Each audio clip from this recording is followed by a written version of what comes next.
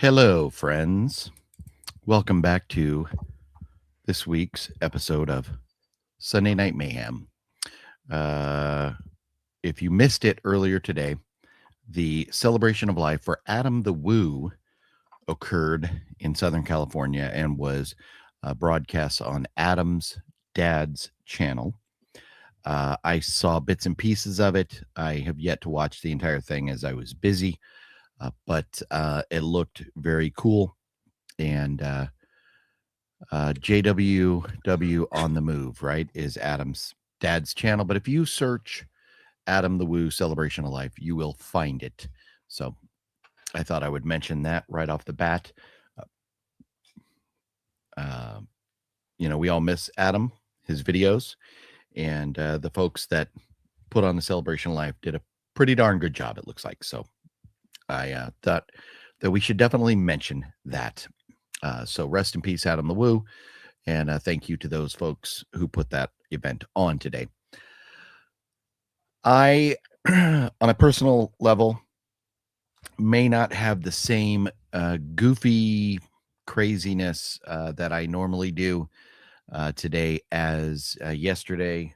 My grandmother passed away, and she was 90 years old, and we knew she wasn't going to live forever, but it's still heartbreaking. And I spent the day with family, partially at her house, and that was very nice.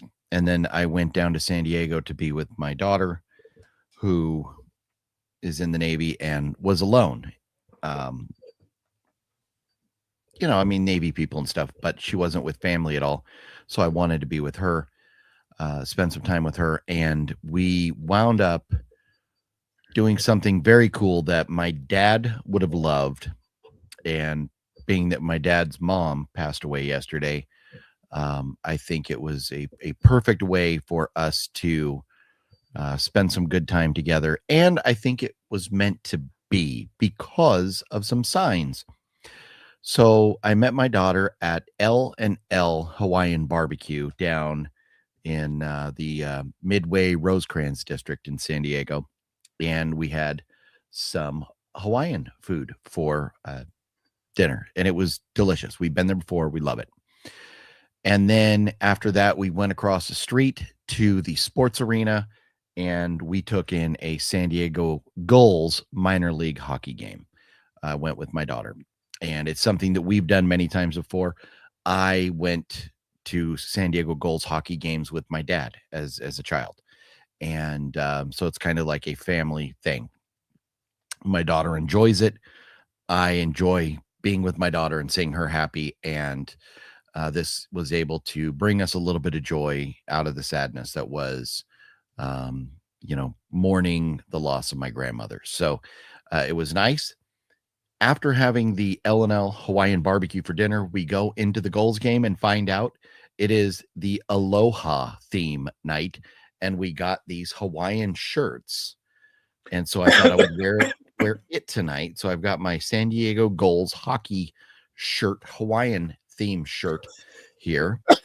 And it just seemed like it was meant to be. We had no idea when we had dinner that it was going to be the Aloha theme game. And the Gulls won. We had a good time. And it was very special to me to be able to spend yesterday evening with my daughter. So I have not yet seen, and forgive me, we'll say hello to John in just a moment, but I have not yet seen The Bride, which came out this week, which we'll talk about in a moment. But it's threw a wrench into plans as far as things and stuff. The good news is Mr. Jose is still going to join us. Mr. Master Chaos is still going to join us here momentarily to discuss Scream 7. We're going to break down the story. Last week, we didn't go into spoilers. A little while later, we're going to talk about some of the things, the reasons people are criticizing this film, aspects of the story we liked, aspects maybe we had issues with. We're going to talk about that in a little bit. So stay tuned for Mr. Master Chaos to join us. But for now, hello, Mr. John. How are you this Sunday evening?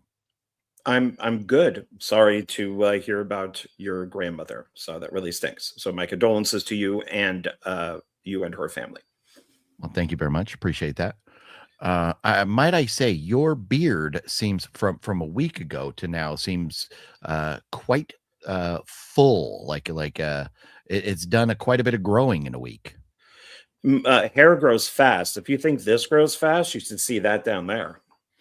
And we're off, ladies and gentlemen. There we go. Our sentimental moment there, out the window, back to our normal Sunday night mayhem, talking about pubes. And I'm sure that's the way most everybody wanted to start the evening, thinking about how quickly your pubes grow, John. Well, and this is mostly gray, so can you imagine?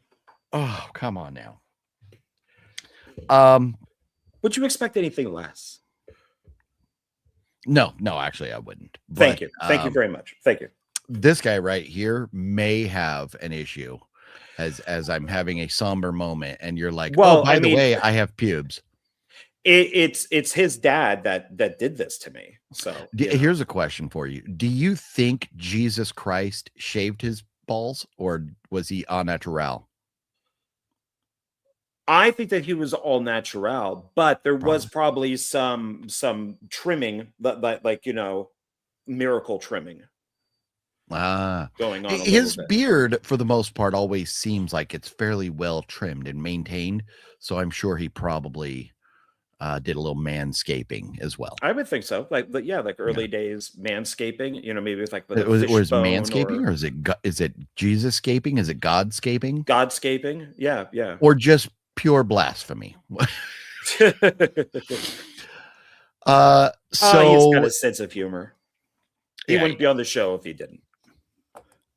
So I think before we get Jose here to dive into Scream, we will say quickly hello to everybody, and then we'll dive into a couple news story worthy things. And then if we have time after that, we'll get into pickups. Maybe we do have pickups to discuss. So let's see here. Gail says, hello, my brothers. How you doing, Gail? Hey. Gail just got his Vinegar Cinder movies from last month. Oh, no. Mr. Master Chaos will be interested to hear that, I'm sure.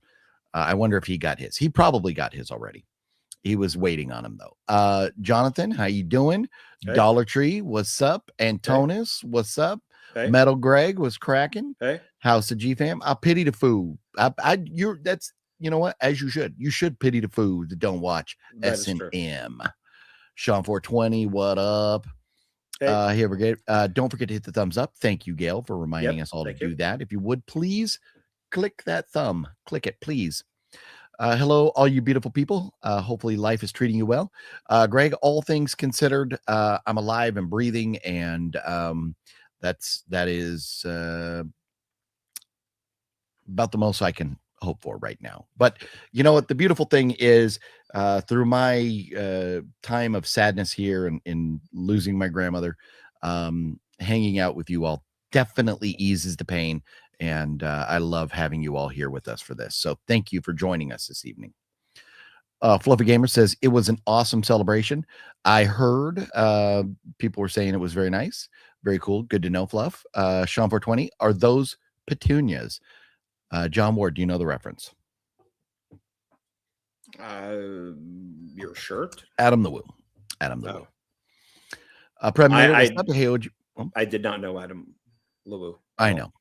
That's why I kid. And I think they all know that by now. I kid. Preminator says, hey, OGP and John, saw Scream 7 and I enjoyed it. Very nice. Very nice. I'm glad to hear that. We will be destructing it later. Adam's dad is a good storyteller, Bremania. You are correct.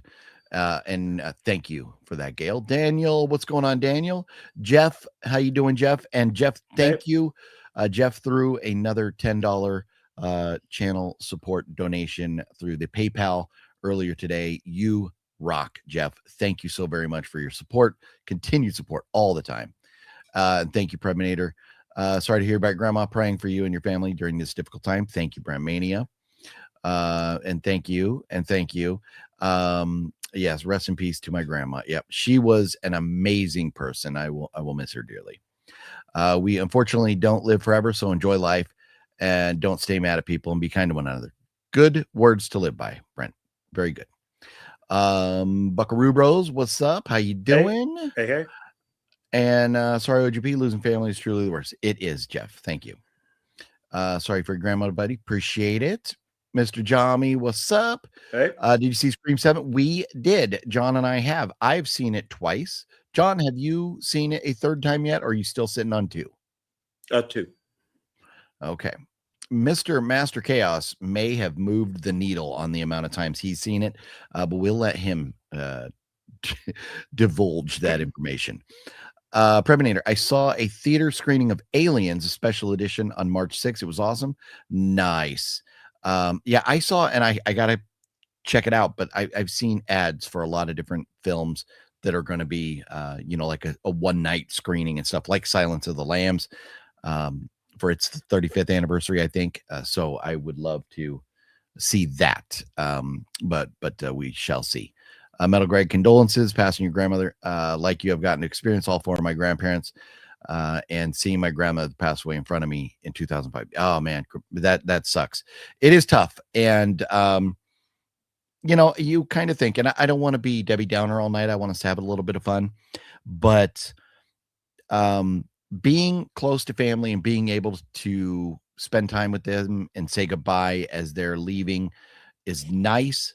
But at the same time, sometimes it is very tough to watch them transition out of this world. Aloha means hello and goodbye. Very fitting for yesterday. Rest in peace, Grandma. Yes, thank you, Fluff. And it definitely is a very aloha day. Yep. Is John going to go full Grizzly Adams? John? Where?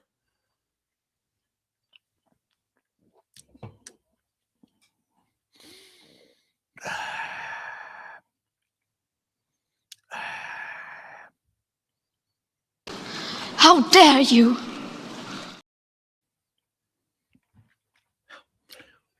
You're just gonna sit there and go where until somebody answers?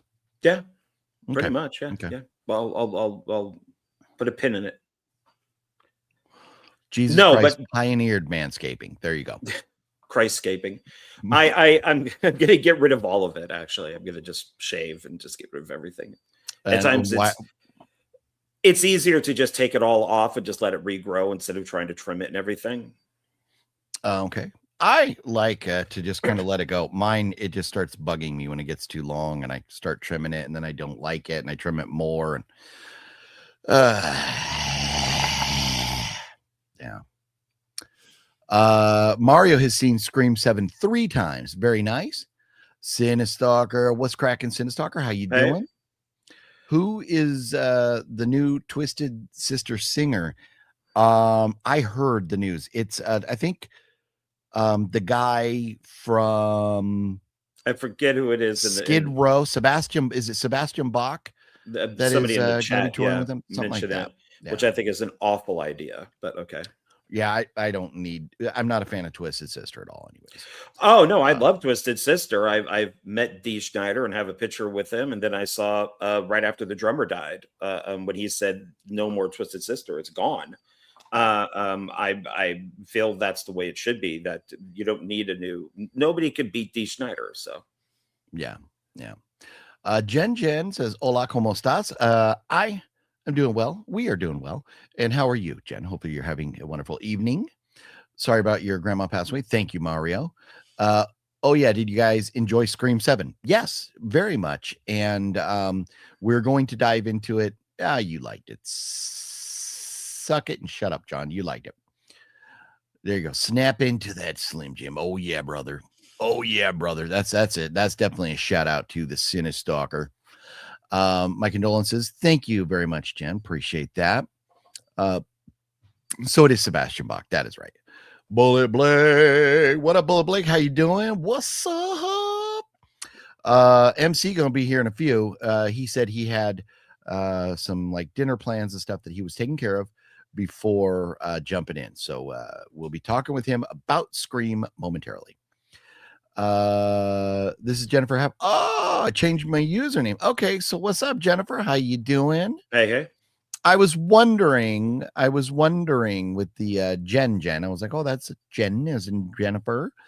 Very cool. Good to know. Thank you for that. So we know who you are. But good to see you, Jennifer. You are a legend. Glad to have you hanging with us tonight. Gail gives a Scream 7 1, 2, 3, 4, 5, 6 thumbs up right there. Bulleit Blake says, and that Scream 7 was ass, trash, garbage, and y'all are crazy. Bulleit, man, I don't know. Bulleit, if you have time to hang out with us and debate this evening at all, when MC gets here in a little bit, let me know. I will shoot you a link, and you could tell us why. Oh, and there's gonna be debating. I did my research today for tonight. So, and here's the thing. Sometimes I know, John, you like listening to other people's reviews and things and what other people got to say. I tried listening to some other movie reviewers. I hate movie reviewers, which is very funny because we sit here and talk about movies. I cannot stand listening to other people talk about movies. And maybe that's part of the reason why I don't watch so much YouTube. But anyways, I don't know. We'll see what they say, but I'm more curious about your opinions, John, more than like what somebody else has said. And if you agree, but we'll talk about it. But some of my opinions come from those other people because it's like, oh yeah, I didn't even think about that. Or, oh yeah, I might've missed that. That makes sense. Or does it make sense? So yeah, we'll definitely discuss it. Okay. MC and I had a live debate on my channel last night, and neither of us budged. Okay, nice. I'll have to go check that out. Last night, obviously, I was busy with passing my grandma and spending time with my daughter, but I will definitely go back and check that out. Bulleit. Dominic, what's up, Dominic? How you doing? My condolences, bro. Lost my grandma 8 years ago. I know how it feels. Yes. So this, I mean, it's man, I've lost in the last 8 years, my grandfather, my mom, my older brother, my dad, my father-in-law, like so many other family members, that it's crazy. It is crazy over the last few years how many funerals I've been to. It does not get any easier. OGP does not want to be stuckmanized. John wants to be stuckmanized. Fuck that guy. He's your favorite. Guy. He is your favorite. I know he is. And I know who your favorite reviewer is. My favorite reviewer has a lot to say and spends a lot of time editing his videos because he does too much cocaine before he starts talking about movies. Oh my God. Oh my God. Brent Mania coming through with a $5 PayPal donation. Brent, thank you so much. I saw your message right there. Just went and looked at the PayPal. You rock. Thank you so much for the channel support and the love there, Brent. I really appreciate you. I know that's not the first time you've ever supported the channel. You rock. Thank you so much. John Ward. I have not seen The Bride yet. Did you get out and see The Bride? No, I've heard it's awful. It's getting destroyed. So I won't. Okay, maybe before Jose gets here, we will take a look at something in a new segment that I have here for us to talk about on Sundays when we're referring to the folks over at the tomato place, and it is called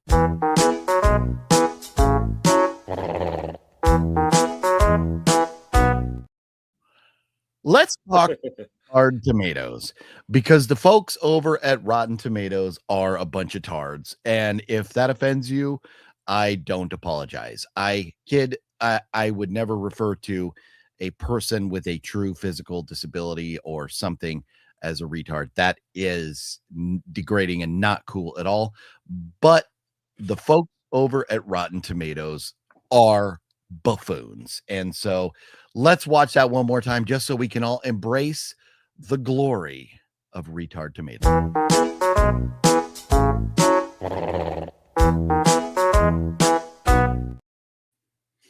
And as I look at that face now, it kind of looks a little bit like our president. But that is actually my face on the tomato there. I didn't want to insult anybody. Man, I just don't know what to think when it comes to these people over here at Tomatoes. So The Bride, which I have not yet seen, is sitting at a 59 from the experts.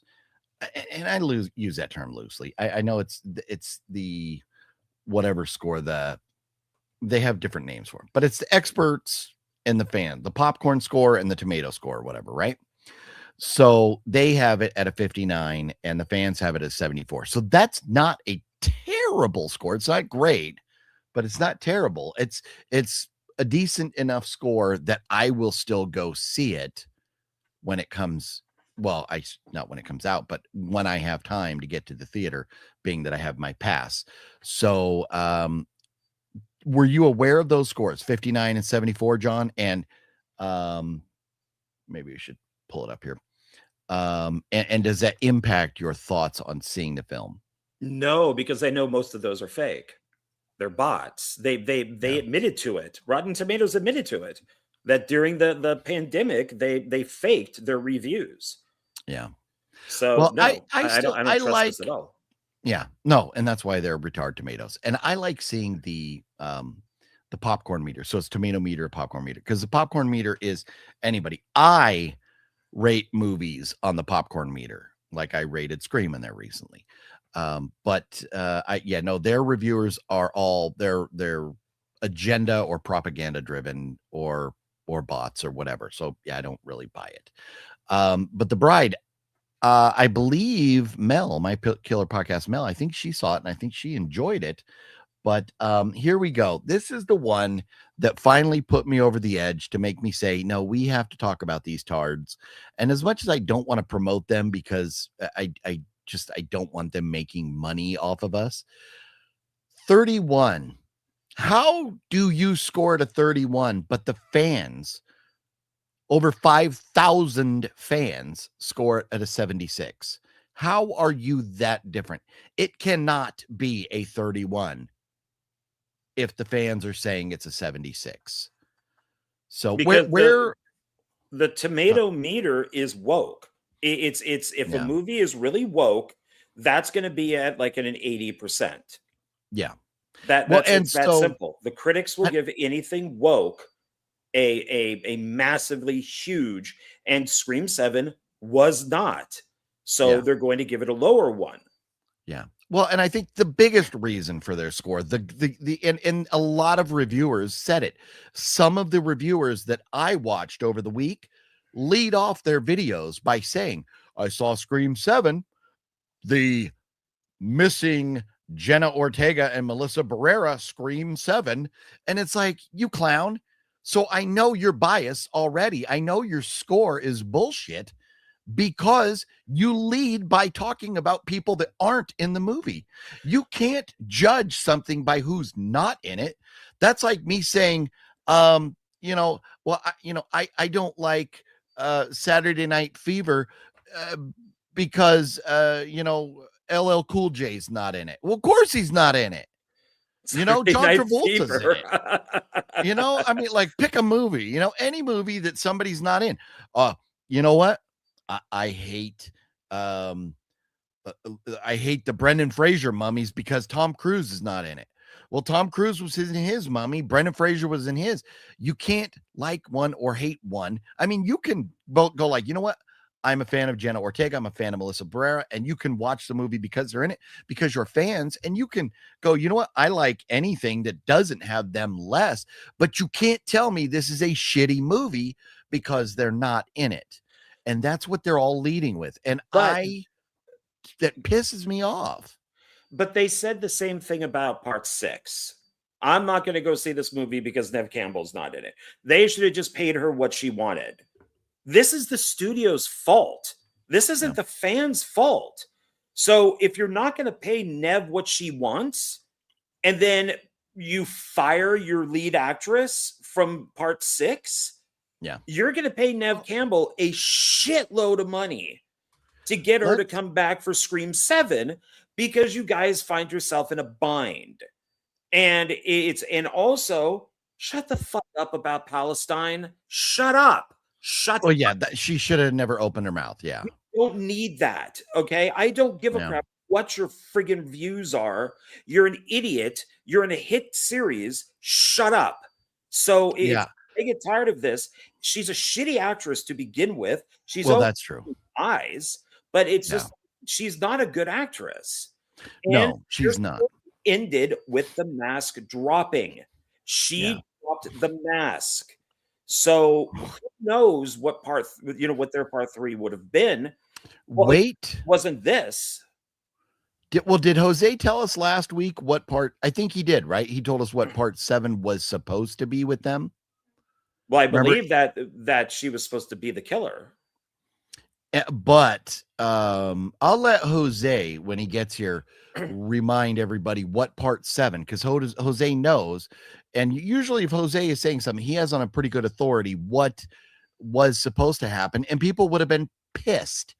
But John, Scream 6, do you care to guess what the experts gave Scream 6 before I open this up? I don't know. I just typed it in. I've not seen it since. I'm going to say 80. Okay. And I think you're probably pretty darn close. I bet they did give it something like an 80. Let's see what Scream 6 looks like. A 77 and a 90. So here's the thing. Even though we were mad that we didn't give Nev, didn't bring Nev back, we still didn't go out and bash the movie because it was missing Nev. It was still, Scream 6 was way better than 5. Now, I know some people like Jose didn't care for it because it was missing, Nev, but it was still a decent movie. It was still not bad. And that's the one thing that I will stand by in my argument with this franchise, is that there's not been one terrible movie. 5 was pretty damn bad, but in this franchise, I don't think there's one movie that's been a 31. I think this got a 70. Go back. What did 5 get? Let's take a look. And then I'll say what I was going to say. I personally believe Scream 5. Well, why am I getting wonderful ice cream suit result? Oh, because you're probably putting 5. It just needs to be. Scream. It's just Scream. You're right. Not 7. Scream 2022. There we go. It got 76 and an 82. Okay, so what did the other Scream movies not have that these two movies, that 5 and 6, have? Oh, they have a diverse cast. Oh, they have gay characters. Oh, it is DEI. Oh, it's sending a message. So that is why it's fresh for both of those, and it's lower for 7 because even though it's a gay director, and I don't know if the actress herself is gay, but the character is gay, it's never brought up in part 7. Never. It's not once. They could have had her go, oh, I'm here helping Gail while my new girlfriend is back living in, San Francisco waiting for me. And they did it. Yeah. Well, no, and that's the idea is be who you are. We don't care. Live your life, enjoy your life. Don't throw it in our face. Yes. I agree with you. I want to move on from that because while you were talking about that, we lost about 10 viewers. So I understand your point, John. We've made the point. Let's move on from it. We're offending people. So I get it. I get it. I get it. If you guys get offended over stuff that I say, then be prepared to be offended by stuff I say because I censor myself all the time on here. Yeah. So it's like, so every once in a while I can, be me. Yes, no, agreed. And I don't want you to filter or censor yourself, but we got the point across. I think we can move on. So with those scores, we'll wait and dive into the film itself when Jose gets here. He should be here hopefully in a few moments.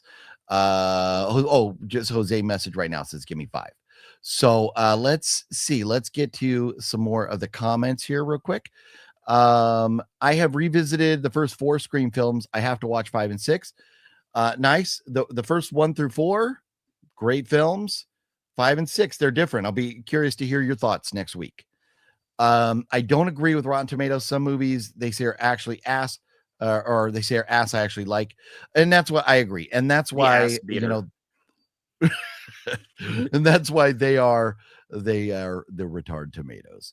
And yeah, no, and I didn't mean to. I'm not trying to cut you off or upset you, John, by stopping your thought, but I think we got it. I think we got it. Hard pass on The Bride. Might stream it. Yeah, at this point, I think with those score, I mean, the fans. Well, here's the other thing, which we did not talk about this because I went into tomatoes. The Bride had a $90 million budget, and it made $13 million in its opening weekend. It is a colossal bomb, which is terrible news for Christian Bale. Because that doesn't Christian, you're talking Batman, all the different great movies Christian Bale's ever been a part of. And now to be a part of this, terrible. It probably won't even break even. I think it looks very interesting. I've just heard stuff about it that it's just like, I don't know. So I'll wait. I'll watch it on streaming. I like Maggie Gyllenhaal. It's her, she directed it. Also, Jake is in it. I like Christian Bale. Him as the Frankenstein monster looks pretty cool. So we'll see, but it's not for a general audience. I mean, it's not like a regular Frankenstein or Bride of Frankenstein movie. It's different, and a lot of people don't like different. See, and that's what kind of caught my eye. I liked what it looked like because I don't need another just flat out remake of Frankenstein. Like Del Toro's was kind of cool. It was a different take a little bit, but yeah, very long. But we've seen it. And so, for example, the Nosferatu movie that came out last year was a great movie, but I've seen that story how many different times. So I like, if we're going to take these characters, give us a new story, give us a different part of their lives, or unlive lives if they're dead, right? Yeah. Balzer says people, and what's up, Balzer? Mr. Lurker, how you doing? People put way too much into scores and reviews. LOL, your own opinion is the only thing that matters. 100% agreed. But that's what, to me, we have so much fun talking about scores and going back and forth with it and stuff. To me, it's worth the laugh to see what the tomato meter has. Preminator says Scream 7 was better than 5 and 6 combined. I would agree with that. Wicked Network, what's cracking? What's up, OGP and John? Hey. And here we go. Michael, what up, Michael? How you doing? The worst Scream movie is still 1,000% better than the worst Halloween movie. Sorry for your loss. Well, thank you very much, Michael. I appreciate that. And that is an interesting take. So, are we in agreement, John, that Scream 5 is still the worst? Yeah. Okay. I liked. I mean, 3 used to be considered to be the worst, and now I think people are in hindsight thinking it's not bad in comparison to. So at least it felt like a Scream movie. But yeah, I would say 6 is better. I don't mind Nev not being in it, even though I love Nev. But it was kind of nice to focus on Gale. So, but with what that is saying, so that would mean, so the worst Scream movie would be better than Halloween 5. I think we could agree on that. Agreed, definitely. Yeah. And Resurrection. Resurrection's definitely better than Resurrection. So Resurrection. Now this is where we're. Or no, I was thinking Jason Goes to Hell. Wrong fucking franchise. OGP. Halloween. Rob Zombie's Halloween or Halloween 2. Ooh. I'm going to watch either one of the Rob Zombie Halloween movies before I watch part 5 of Scream again. I really like Rob Zombie's part 2. And now this is where we're going to differ, is Halloween Ends. I know. And it's funny because Jose on his live stream on Tuesday was talking about Halloween Ends being one of the worst movies ever. And I was like, disagree. Jose, Jose, John likes Halloween Ends. And Jose said, well, that tracks. So no, he's on to something because your different taste in movies and stuff. So it is true. We have different opinions. But anyways, we were going to dive into something else, but that's going to have to wait because surprise. Oh, hey. Surprise. Hey, everybody. Sorry I'm a little late. We were just finishing dinner, but I'm here, and I'm excited to chat with you guys again. Nice. So we were talking about how many times we have seen Scream 5 or Scream 7. I'm spilling your beans right there. But I've seen it twice still only. John has only seen it twice. What is your Scream view count right now for 7? As of today, this past afternoon, I've seen it 5 times. Will you go 7 because it's the 7th Scream? I think at this point I've pretty much decided to. Yes, I'm gonna watch it 2 more times in theaters. Nice. So when Scream 8 comes out, will you be seeing it 8 times? I'm gonna have to. Yeah. All right. Fair enough.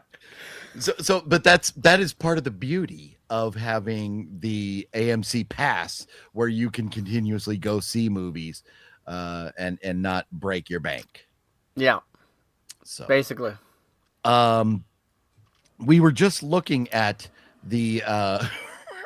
I don't know if this is going to embarrass you to be on my channel because of this, but I have my new segment where we talk Rotten Tomatoes. My intro.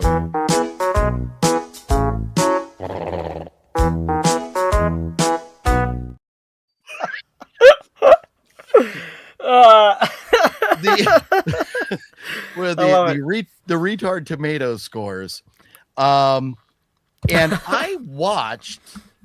I tried to watch a few different reviews of Scream 7, and almost all of them start off by saying, well, we don't have Jenna Ortega and we don't have Melissa Barrera.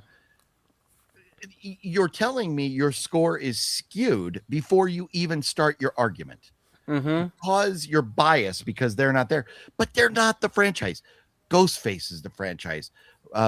Roger Jackson is the franchise. Nev Campbell is the franchise. Jenna and Melissa are a part of the franchise. They're not the franchise. Yeah. So you see that a lot. As a lot of the critics. I mean, there's a lot of YouTube guys here who come on. I don't know if you guys know John Campia, but this guy. Oh yeah. What an insane review! He was like mad at the movie, like it fucked his mom or something. He's like, Damn that guy. God, it was so bad. He was like, I hate this movie. It's so stupid. I would rather watch Madam Web 10 times than watch this movie. Like, he was like vigorously mad at it. Like, dude, it's a horror movie. Relax. You don't have to love it. Calm down, dude. Such a shill. He is a total shill for Marvel, especially Star Wars. He gets paid for all of that. I can't stand that guy. I would never trust anything he says. Never. He is so paid. This is a guy who says that Mandalorian and Guru are going to make huge money. No, they're not. No, it's not. No, it's not, dude. You only say that to get access to Disney. That's all. Basically. Well, so if I'm missing comments, we are going to dive into Scream. So everybody in the comments, please hang out, join us, and enjoy our discussion on Scream. So if we miss some of your comments, we'll try and get back to them a little bit later. But Nightwalker, hello. Gee Whiz, what do you guys think of the new Dracula? Yeah. Was not a fan. I love the director, but the movie, like, wrong choice for Dracula. Weird movie. Yes. And hello, Ghostface. How are you? Hey, Ghostface. I should have a quiz. How many Ghostface are in my background right now? I'll give it away. I have 1, 2, I count 3, 4. Oh, 4. Oh, 5 in the back. 5. And that might actually be it. I should have stacked up some of the movies around too, but we're celebrating Scream because you know what? You can argue, and it's a very valid argument that it's the greatest horror franchise ever. I mean, if you look at it from the perspective of, you know, the big horror franchises, it is the most profitable of the I mean, it hands down, it's the most. It's a $1 billion franchise. Yeah. More than Friday, Freddy, Halloween. It beat all those guys. It's a $1 billion franchise, so it is the biggest, at least, you know, slasher franchise of all time, hands down, just monetarily. And somebody a few minutes ago commented saying the worst Scream movie is still 1,000 times better than the worst Halloween movie. And that is the truth, 100% the truth. So, and I think that even goes for The Omen, The Exorcist, and Friday the 13th. Mm-hmm. And I can't speak on Chucky or Nightmare on Elm Street because I'm not a fan of those franchises. But I mean, you know, but anyways, there is no bad Chucky. That's another conversation we could have, John. Every Chucky is good. So Bulleit popped in just to reaffirm his argument that apparently you and he had last night about Scream 7. So he was not a fan, huh?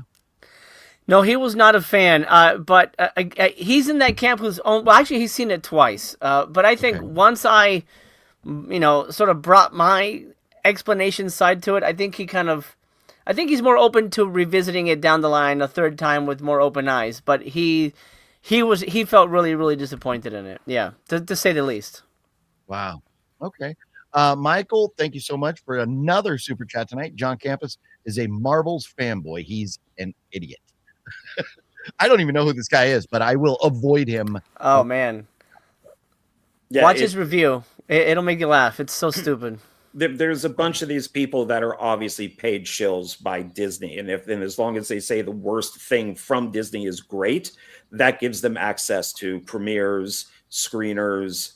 You get to meet with producers and directors. But so even with something like, I don't know if that just meant to say Marvel or Marvels, because Marvels was awful. Yeah, that's what he does. So he obviously wasn't paid by Paramount to say that Scream 7 was good, because he didn't like it. You know, there's even another famous critic. She's used to be in, I think she was on G4 back in the day, but you know, she's big into movies. She's a big movie reviewer. Her name is Perry Nemiroff, and she was a big Scream fan. And she even, you know, did, you know, interviews at conventions. You know, she moderated the panels and things like that. She's a big Scream fan. She was, you know, reviewed the movie. She was sort of a part of the community.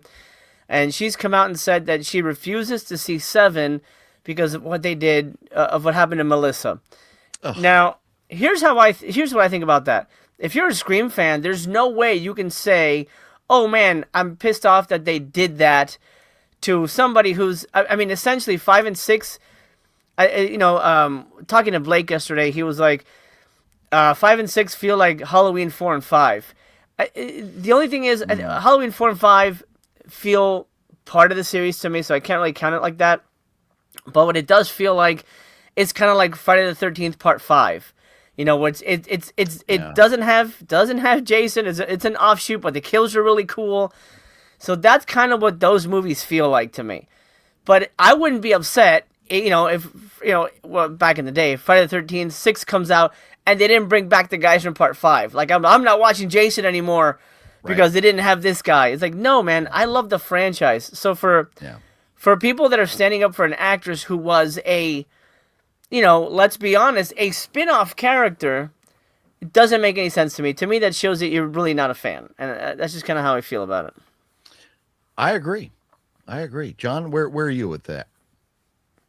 For the most part, I agree with that. I said it earlier and I said it last week. It was a 2-part story. It's done. It's she drops the mask. If they never dropped the mask and she walked away with the mask, you could maybe say, okay, she was supposed to be the killer in the third one. But she dropped the mask. The story's done. It's finished. So I feel that there was no reason to bring her back. I also don't feel that people should be fired for their beliefs. You may disagree with their beliefs, so her making a political comment, I don't think should get her fired because it's very hypocritical of studios to do that. But if that was it, then that's it. It's done. Yeah. So, but I mean, but really her comments potentially cost the studio half of the viewers. You potentially cut your audience in half, by people possibly being offended by that. So, I mean, I understand which is both why sides of the coin. Quiet. Yeah. She, and that's just where so many actors are just like, I am not going to say anything, my opinion, whatever. I'll keep it to myself because I just, I'm entitled to my beliefs, but I don't need to offend people as I'm trying to make money. And I get it. It's a double-edged sword. But they are in the greatest position that somebody could have. And we don't need to hear their opinions. I mean, I work at a storage facility. If I started making YouTube videos like that by being, anti-religion or pro this or pro that, or I would get fired. They'd be like, we don't want you representing our company. And this is just a storage facility. So when you're in a position of that, where you have 2 hit movies, and then you're going to be going, yay, pro this, you're probably going to get canned. So it's like, just zip it and enjoy your money. So what's interesting is that, like, pro athletes, when they get into the NFL or Major League Baseball or hockey or whatever, the leagues put them through a training of, how to, protect your image, how to protect the image of the league, how to save your money, how to invest your money, all that type of thing. Hollywood doesn't really have that. I mean, there's the SAG and, some of the other unions and stuff there. They're, I can't really speak on them. I'm not a part, but, and I'm sure Jose would know more, but I feel like they don't, maybe those unions and stuff are better for the very successful. But I guess if you had that in mind, somebody should have went to Melissa and said, you might want to watch what you say. But at the same time, then somebody should have went to Roseanne Barr and said, zip it. But it's Rachel Zegler. I mean, it's just back in the day, Hollywood did do that. That's when you had this group of actors worked for this film studio. This group of actors worked for this studio. And they would and in that group, there might be a couple gay actors. And they would say, you know what? You're never going to mention it. We're going to set you up with this woman. You're going to go to all the red carpets. And that's the way it is. You're not going to talk politics. You're not going to talk about religion. You're not going to do this. You're going to go talk about the movie. And that is it. They had everybody under their thumb. And now they don't do that anymore. And that hurts everything.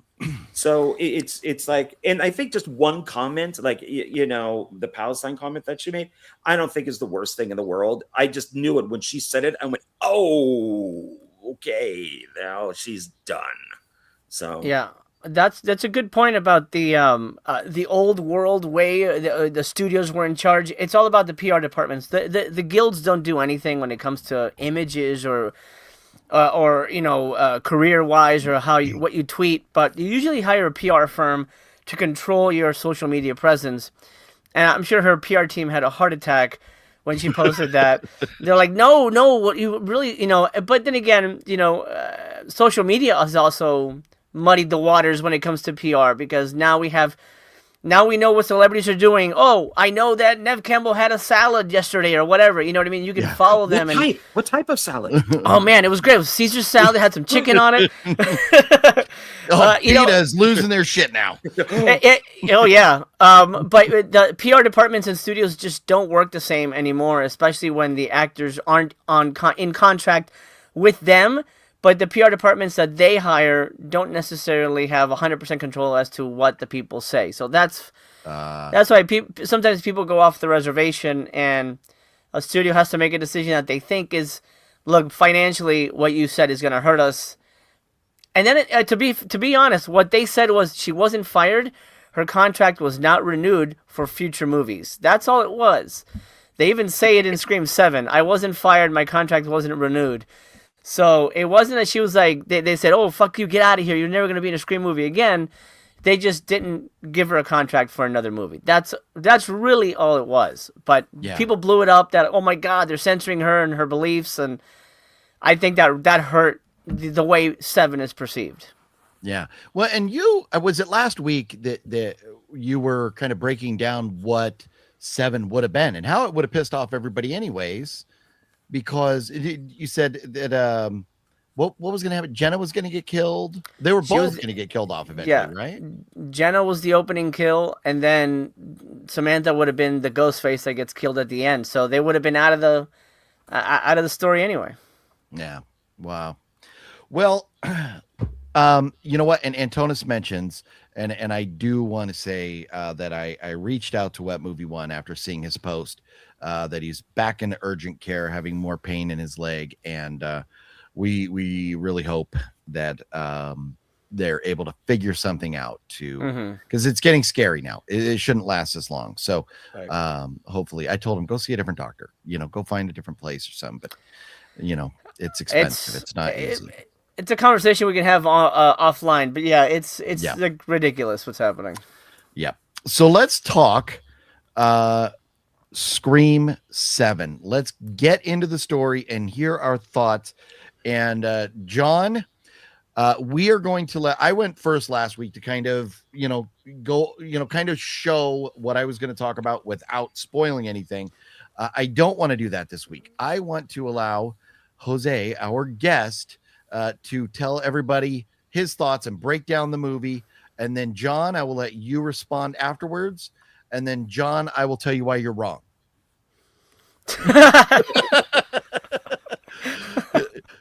Because John already teased that he is going to disagree with us wholeheartedly on this story. Well, we all have once again, you can have your own opinion, but I'm right. We all have the same rating anyway, so I think we'll be fine. Yeah, no, that's very true. That's why I'm like, John, you can't bash it that much. You gave it a 4. Well, I mean, when you have turd, and then one that has a bow on it, the one with bow is going to get a little better review. So, all right, Bulleit Ward. MC. I have notes on like the second time I saw it. I sat in the back of the theater by myself, had my phone brightness turned way down low. And I just was typing notes, quick little notes to myself throughout the movie. So if you kind of want to go through the story, or if you want to talk about, like the end, the third act, or whatever you want to talk about the film to get the conversation rolling, the microphone is yours, sir. Well, honestly, I think the best way to proceed is I feel at this point I have a pretty strong grasp at what the movie was trying to achieve and what the underlying messages were and all that good stuff. So maybe if you guys have any questions, I can try to at least give you my interpretation of it. That might be the better way to approach it. Sure. Then let's do this, because we were talking about last week, but we had to be very careful and tippy-toe around it. Mm-hmm. How the opening scene may or may not have had anything to do with the rest of the film. And I think, unless I'm wrong, I think we would all three agree that at least had a little bit something to do with the rest of the film. I think even John would have. But it does. My thought on it, one, specifically, it is alluding to the fact that it's making us question, is Stu still alive? Did Stu do this because he was mad about them using his house or whatever? Or it was just him raising awareness. Hey, I'm still here because I killed at my house, so I'm going to kill at my house again. Is there another reason? Am I wrong with that? Where do you stand with that, MC? Pretty close. At least my interpretation and how it connects to the rest of the story is it's supposed to be sort of a big, bold message. The bad guys in this are dyed-in-the-wool mental patient serial killers. These are people who were in mental hospitals. That first guy that's revealed has already killed 3 women before he started all this. So these are mental patients. These are like psycho people. These aren't teenagers or whatever. Oh, you killed my son. Oh, I'm the dad of the guy you killed. Like, it's not any of that. These are randos, like strangers. To me, that's scarier because it could be it really could be anybody. It doesn't have to be somebody you went to school with. Yeah. So the burning of the Stu house does 2 things. For me, it sends a big signal. It sends, oh shit, Stu is alive, and he came back to burn down where it all began. So that when Sydney hears about it and she sees the AI Stu, there's more credence to the belief that, oh shit, Stu is really back. Only he would have burned the house down. The other thing it does for me, and at the end, Jessica, one of the killers, says, I'm going to kill you. We're going to restart it fresh. I'm going to make a new final girl. So I think it's symbolically where it all began was Stu's house. She's burning down where it all began to restart the franchise with Tatum. So I think it works symbolically, but also story-wise to give credence to Stu being alive. That's how I think. And also, keep in mind, this isn't the first time an opening sequence hasn't directly played into the plot. The second one, great opening, that doesn't really play into the plot. It's just, 2 kids were killed, but they weren't Sydney's friends. None of that stab situation ever carries over to the motive of the killers. Yeah. In 6, really, really cool, unique opening. None of that carries over into the movie beyond the fact that it's one of the killers we eventually see, but that's always the case. So it's not the first time that an opening has characters that aren't necessarily married to the characters in play. That's sort of my feeling on the opening. Yeah, and I liked it. I thought the opening was great. It was beautifully shot and everything, but I like it and I kind of appreciate it, and I can't really argue with you on that. Now, John, why are we wrong, or what do you have to say about it? I forget the screenwriting book, but it's Pineapple Express. If you look at the beginning of that.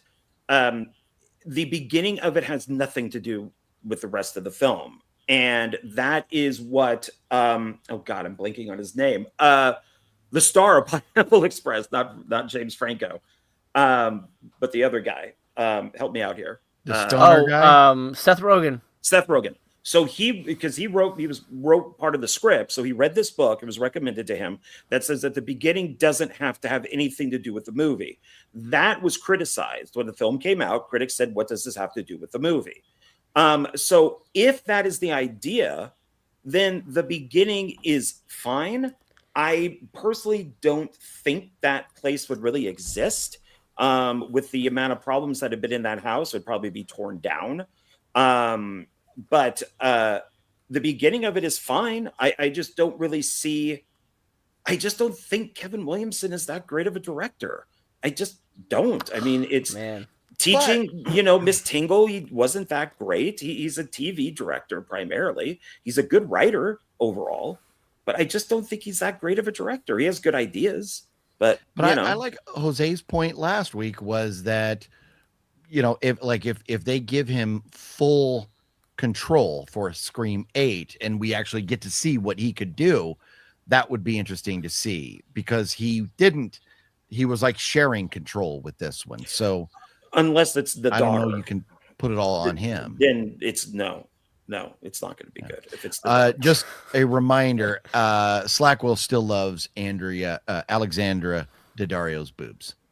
So yeah, that is understandable. Very understandable. Yes. Slack Wolf comes in weekly to remind us about how lovely and supple Alexandra Daddario's breasts are. Okay, so then with the opening scene, I do want to say two amazing kills. Those kills were brilliant. The knife going through the side of the guy's head, and as it went in and being twisted and stuff, his eyeball kind of turning and stuff was great. I thought it looked amazing. And then the second kill with her falling down from upstairs, and right at the last second, Ghostface rolling over and her landing on the knife. Amazing kills. And then, Ghostface is pouring gasoline on her as he's lighting the house on, he or she, whatever, lighting the house on fire. And then walking out the door with the burning house behind. What a gorgeous shot. So, I mean, part 6, the opening was amazing too, with Samara weaving out in that alley.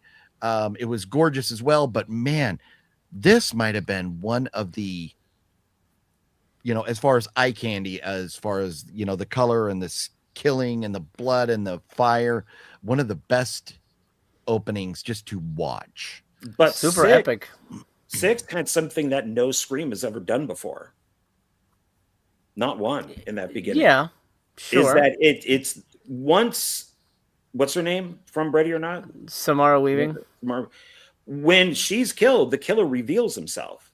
Never done in any other film. So we actually get the film pauses, and you think it's going to go Scream, Scream 6. Yeah. And it doesn't. It does an unnatural pause, and then he takes the mask off, which has never been done before. So I will give them credit for that, for part 6. I think the beginning of 7 it's fine. It's okay. I don't think that this stuff is brilliant. I like the knife in the head we've seen many times. The eye poking, the eye popping out was fine. But the girl hanging from the chandelier and Ghostface going, turning over, that I really liked. I thought that was really good. So I'll tell you, it's made me want to go buy a stab poster. I want a stab poster on my wall now. Well, there's one critic pointed out the Scream movies have become stab. Yeah, but here's the beauty. Talking about things that did or didn't happen in other films. As the franchise is moving along, we have the constants. We have the Ghostface. We have the voice, and for the most part, Nev. But we get different little things to make them unique. And one of the most unique things about this one, where last one, part 6, they revealed Ghostface, and we found out, was a knockoff Ghostface. In this one, they kill Ghostface at the beginning of the movie, or at least, like the first act. We, when Courtney Cox pulls up, bam, runs him over. And you're like, what? We can't kill Ghostface this early. That intro, when Courtney Cox shows up and gets out of the car, the second time I thought I saw the movie, not as much, but the first night, the theater erupted when they saw Courtney Cox get out. I thought a little goofy because, the timing, how, of them, there's Ghostface and her running him over. But again, it's a horror movie. Some of these things that, they don't have to be realistic. They just have to be fun and entertaining for us. I thought that was great. And the idea that you killed Ghostface and then you immediately have Gail saying, well, how do we know that was the only one? And you may be the killer, they may be the killer, and I thought the way they did that and then kind of transitioned out of it, I thought was great. So with Gail showing up like that and the killer now, and I guess maybe we'll talk about this too. They get to the house because they want to get out of town, and the killer's in the attic. If they have alarms and all this stuff, how the hell did the killer get in the attic? This is the worst police department in any movie history. There's barely any police on the street. Her husband as the sheriff is horrible. It's you barely. Scream 4. There was police everywhere. In this one, there's barely any police. It doesn't, and nobody calls 911. Yeah. Nev Campbell's running down the street. All she had to do was go back to the the place to get her keys. Instead, she runs. Why? Just you have. I have a reason, but continue. I know the reason. She only had 6 days to film. Then you have her daughter that's in the office. Stay in the office. Why would you not stay in the office? Call 911. Instead, she gets out. Nev says, shoot the guy in the head. She doesn't. She doesn't even take the mask off. It's like none of this stuff to me makes sense. There's a panic room that the daughter knows nothing about. Nothing. If you're going to have people killing you all, going after you every single time, wouldn't you at least tell the daughter there's a panic room to go into? No, I would not. Why? Because you want your daughter to live a normal life. That is why Sydney left. She wanted her family to live a normal life, and she went away. You can't have a normal life when 5 other movies you're being stalked. Yeah. Well, no, but those are argumentative things that we could debate on. No, it's called bad writing is what it's called. I don't know. I disagree. You call 911, the movie's over. You tell her that there's a panic room. She's going to go to the panic room. So it's just like, it's kind of like she's the audience and she's discovering things as we do. But this should have been Halloween. This should have been, was it Halloween 2016? That first one. She should have been in Sydney should have been in a compound. She should know guns. Her daughter should be knowing guns. That's what it should have been. But would that be fair to her daughter? Because if she was living like that, people would be ridiculing her, and her daughter would feel that effect. Because you're going off of the current movie. If she went into, let's say, a bar and a guy harassed her, she could take care of that because of what she already knows. But you wouldn't want that. And maybe it's different for me having a kid, but I would not want my kids to be affected by shit that happened to me. I would want my kids to have a normal, wholesome life. And so I would do everything to protect that. And she made a decision. What the shit is. Yeah, if you're somebody, wherever you move to, you're going to have a killer come after you. You're married to a sheriff for some reason. You're married to have him protect you. You have all the security stuff. What world do you live in where you marry somebody for them to protect you, John? No, a lot of women marry men to protect him. Okay. See, I know. Well, since he's a replacement for McDreamy, obviously he couldn't shoot. He'd probably, he didn't want to do it, or he was filming, so they didn't bother changing the guy's name. They just still called him the same name. They can't. The things that you were saying, John, are your opinion about the story. They don't make anything right or wrong, because your emotions in a situation, you don't know how people are going to react. I'm going off of screenwriting. I'm not going off the film itself. Okay, but irregardless. No, it is not irregardless. Irregardless, that is your opinion of how the script should have been different. I am looking for flaws in the script where I think that is a flaw. How, in your opinion, how did the guy get in the attic? Because it's bad screenwriting. They just go, oh, the guy's hiding in the attic. Well, okay, I can argue that all night, and you can argue that all night. I'm curious if Jose has a thought of how the guy got in the attic. I'm going to say Jessica is the neighbor, somebody that Nev or Sydney trusted. Maybe she knew the house code, like, oh, hey, could you go in and water the plants or whatever? I mean, we have neighbors. My kids used to go over to their house and feed the dogs, when they were on vacation. So maybe it's just one of those things where she just knew the code and she let them in. That's where I'm landing. You reminded me of something in the coffee shop. Did you see the neighbor watched her type in a code? She is they're going in a building or something. The neighbor chick is right there as Nev is typing in a code for something. I forget what it was now. I wonder if I typed it. I think it was she was at the cash register. But she's not at the front door with her. The door's already open when she gets there. Yeah, because it doesn't make any sense. Or maybe she watched her open the safe or something. No, because that's not the safe. No, she never sees her, which is why it doesn't make any sense. Like Ghostface would know the code to set, to disable the alarm. Again, Jessica's her neighbor. It seems like they're really close friends. Hey, could you go open the store for me? My employee's sick. Would you mind? I don't put it past her friend knows the code. But she says, I've only trusted one person, and that was Tatum. And then at the end, she says, I've only now trusted two people. So it's you have to, and it's screenwriting 101. Mm-hmm. She has to be somewhere to see something for her to then be able to use it later. You should be able to go back in the film and go, oh, look, that's where she found it out. There isn't that scene. It's just that Ghostface knows the alarm code unless there's a scene that's cut.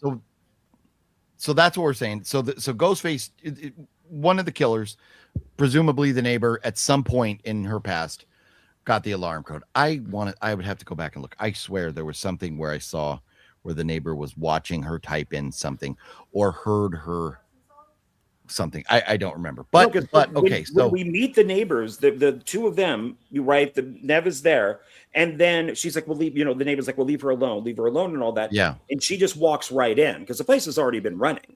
Mm-hmm. Yeah. No. I understand that. But I thought it was something else. But anyways. What a cringy, awkward, weird conversation between Nev and I think I typed in the neighbor's name here. What was the neighbor's name? Jessica. When they sat down in the coffee shop and started talking, like, if we don't teach our kids to protect them, they won't protect themselves or whatever. That interaction that Nev and the neighbor had right there. Mm-hmm. Did you feel like that was awkward or cringy? I felt it was a weird, forced. The conversation felt forced. Not forced, but I will say the first time I'm like, wow, the dialogue feels really off to me. It isn't until I saw it a second time and I knew her position where I'm like, holy crap, she's giving away that she's the killer with just in the way she's, saying her lines. That's why it feels weird. Similar to Jill, if you go back and watch Scream 4 and Jill's the killer, some of her scenes, she kind of comes off as a bad actor, but she is acting. So it's, that's why it kind of works. So I think that's where I land with that scene. Okay, so that makes sense that she's as a real life, an actress, and now she's in a film acting like she's acting. Mm-hmm. So where typically you don't want to realize somebody's acting, you want it to look natural, but this doesn't. So okay, so I feel better about that scene now. Did you have any issues with that, John, with their conversation? Because I've heard other people complain about the dialogue in the film, and to me that was the one glaring point. I guess I didn't even notice anything, but I would probably say off of what you're going to is that it just wasn't well directed or well written. Yeah. No, and actually after what Jose's saying, I kind of feel like it was brilliant now because it's kind of like it's like the wolf in sheep's clothing. Yes. Yeah.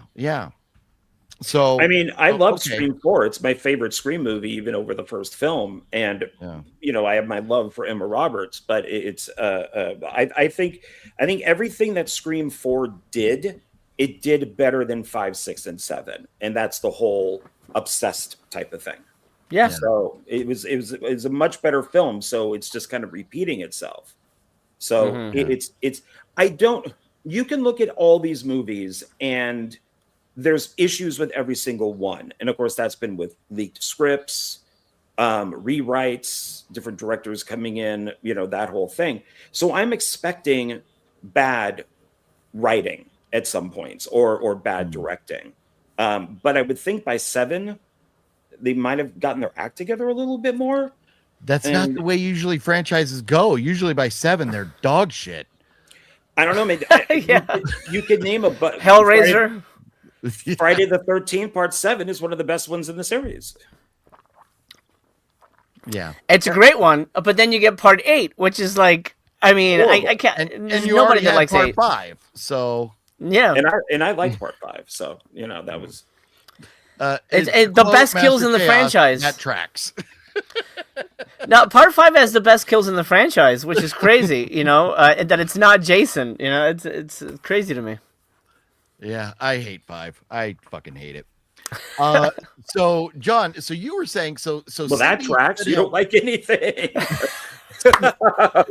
he puts on Get Out, turns it off in 10 minutes because they're bitching about white people, and all of us are going, dude, you gotta watch the whole movie. There's a twist. There's a twist in it. I'm not gonna watch it. I know who the director is. I understand the MO, and I'm just like, I don't need to see understand. This. I bet you can't tell me. Don't need to see this at all. I don't need to see the rest. I just don't need to. Like, you were Jose was 10 minutes from the end of a movie, and you turned it off the other day. Did you not? I did, but this is the kind of movie that no human eyes should watch. There you go. Yeah. Oh, I think I still have it here. I threw it on the ground. John's gonna be like, "Oh, I have that. I love it." Oh, I loved it. 10 out of 10. Scarlet Warning 666. Oh, no idea. Yeah, no, it's like a lost movie from Texas. It is garbage, dude. So bad. It makes Neil Breen and Tommy Wiseau look like Spielberg. Like that's oh wow, awful. Amazing. And so John, you were saying you felt like Sydney should have been kind of like like Jamie Lee Curtis's character. Why the fuck can I not remember? Laurie? Many different franchises. Laurie Strode, thank you. Yeah. Jamie, so Sydney should have been like Laurie Strode and protecting herself and training and all this. Well, Sydney is kind of a badass in this. Sydney has a gun in the console of her car. She has a gun in her office. She has a house with a safe room. So she is prepared, kind of on a lesser level, like a spy. Than Jamie. She's like nobody. She's like the movie Nobody. She's like Bob Odenkirk. You don't know she's like a badass. But well, she's not that much, but she's more like Nobody too. But if you could choose to protect your children and allow them to live a normal life, because if they grow up fearing somebody is going to kill them, it's going to be a miserable life. You would not want that for your kids. You would do anything you could to not have your kids. You would still prepare them a little bit. You would still sit there and say, hey, you know what? Maybe you should learn how to use a gun. You may want to take them to the range. You might want to say, hey, if anybody breaks into the house, we have a panic room. How old was she? She's 17? Yeah. Is that how old she or 15 in the movie? The no, daughter? I think 17. 17. The same age as Nev in the first movie. Okay, by the time my kids were 15, they'd all shotguns. But not everybody's going to do that. Not every, But it's just they're not going to do the Halloween thing because it's been done. Everybody's then just going to say that Scream 7 is just ripping off Halloween. That was the only original thing. But nobody's calling Sydney crazy now. Imagine if she was this crazy lady like Laurie Strode. How many cups of coffee is she going to sell in the morning at her shop? Well, she probably wouldn't have a coffee shop. She might actually have like a military shop. She might actually have like an ammo. But this is not Sydney. That's not Sydney, though. And here's the thing. No, we don't know her personally. Here's the thing with the whole Halloween 2018 Jamie Lee Curtis thing. To me, made no sense. If we look at it realistically, she spent 5 fucking minutes with Michael Myers. Oh, I know what. And then like 30 years later, she's Rambo. What the shit? Right. It makes no sense whatsoever. None. Yeah. It doesn't. It is so stupid. Hence, the guy who went off to make Exorcist the Believer. But I think that it makes more sense for somebody who's been through this many times, 30 years. I'll give you that. To actually have a more secure. I mean, at least do The Purge. and make your place a fortress. It looks normal to everybody, and then once trouble hits, I mean, you bring down. alarms and not letting Everybody anybody has alarms. in. People don't let people in. Yeah. I don't know. The boyfriend got in pretty easy. He just climbed up through the girlfriend's window. Yeah, but so that was, but she found out because he obviously triggered some alarm. I don't think there was an alarm. She probably just heard him. But it's she did it when she was a kid. She caught Jill doing it, and so she's used to it. So she's now expecting her daughter to do it because she's a teenager. That's what they do. Mm-hmm. Well, there's I guess to go back to what I was saying, there's going to be flaws in all these movies that you could totally pick apart. And a lot of them aren't going to make sense, which is why I'm glad that people out there actually take the time to go, oh, Billy killed this person, Stu killed that person, so that you could go back in the movie, which somebody did for 7, and said, oh, she killed this person, he killed that person, and then you could go back to see if it makes sense. Because with the Billy stuff, it made sense when you actually thought of it. So in your mind, what Sydney is doing doesn't make sense, but that's a choice. That's a decision. A flaw in a movie is they're driving a red car and the next scene, it's a blue car. Unless you're Kubrick and this typewriter's supposed to change colors. Those are flaws. Well, a decision is not a flaw. It's writing you disagree with. It doesn't make it wrong. It's a writing flaw. That's the in thing. Your opinion. I disagree. Well, I would say in screenwriting. We're taking a vote here. Was the writing flawed, MC? Well, look, it's not a perfect movie, and there's things I would change, but I wouldn't say it's a perfect script. No. But you could tell me I'm right and John's wrong, though. Yeah. but he's right. I'll plead the fifth. I think it's being neutral or in the middle on this is correct because it isn't perfect. Nothing is perfect until they explain it. For almost every Friday the 13th film, everybody's like, how does Jason get from here to way over here in like 2 seconds? Well, then in the remake, it's explained. He has tunnels. So he drops down, runs through the tunnel, pops up in front of the person. Dumb or not, they explain it. And so with this, I don't mind there being 2 or 3 Ghostface running around. As long as when that person brings out that list, she killed this person, that person, it makes sense if you go take that list and you look back to say, my problem is with a lot of these is, of course, as much as I love Emma Roberts, I'm sorry, you're 90 pounds wet. There is no way you're going to be taking on some of these people. That's just like, what's her face from that movie you like, OGP, where she's naked throughout the whole film. In part 5, how she takes Dewey out. So, are you talking about the substance? No. The chick that you like, you got naked all in that movie, who was in Once Upon a Time in Hollywood. The substance. No, she was in Once Upon a Time in Hollywood. Anyway, no. I'm sorry. She was in Scream 5 and in Once Upon a Time in Hollywood. She gets burnt twice. In both Mikey films, Madison. Thank you. So she wasn't naked all the time in Anora, but according to you, she was naked most of the time. I should watch it. Yeah, she did get pounded doggy style, and that was like, wow, this is happening on screen. Wow. Unless the Ghostface mask has some sort of power, there is no possible way she could take out Dewey. No, None. okay, so no. That and we'll talk about there's a kill in this film where maybe I'm wrong, but either way, either one of these people would have been hard pressed to pick up the guy and stab his head through that was the mom. Beer thing. And I think she was doing that to her son, right? So the beer was shooting out his mouth. It was beautiful kill. I love that. It's one of my favorite kills because it was so funny when his mouth was a beer fountain. Yeah. But I'm like, it's not practical. It's not a Scream kill, but it's a good kill. I mean, that's more of a Jason kill.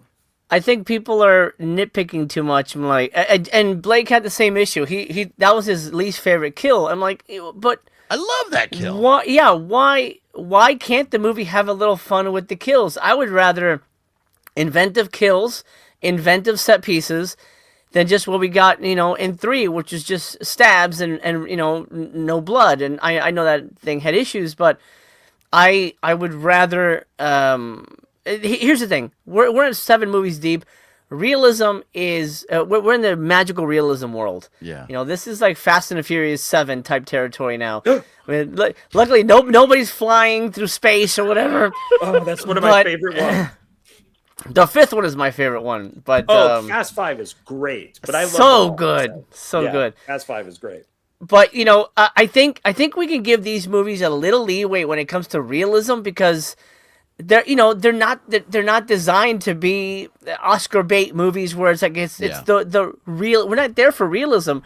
We're there for a fun whodunit, and watching people getting cut up. That's part of the thing. So the whole I don't believe that person would have carried that person. I mean, that kind of like, if you go back to part 2, so you're telling me that Mrs. Loomis killed Randy because that's what she says she did. I don't believe that she would have been able to pick up Jamie Kennedy, who's like 6'5", and drag him into a van. He's kind of a scrawny guy, though. Yeah, well, that's Jamie Kennedy's a big dude. Yeah, I do think that you're correct, and I mean you do have to give leeway for a lot of these things. And what I have, okay, so for like part 6 is when the daughter is when Ghostface pops out of the closet in the apartment and he kills the redhead, right? And he kills the boyfriend, and then she gets thrown through the door, and all the friends are there.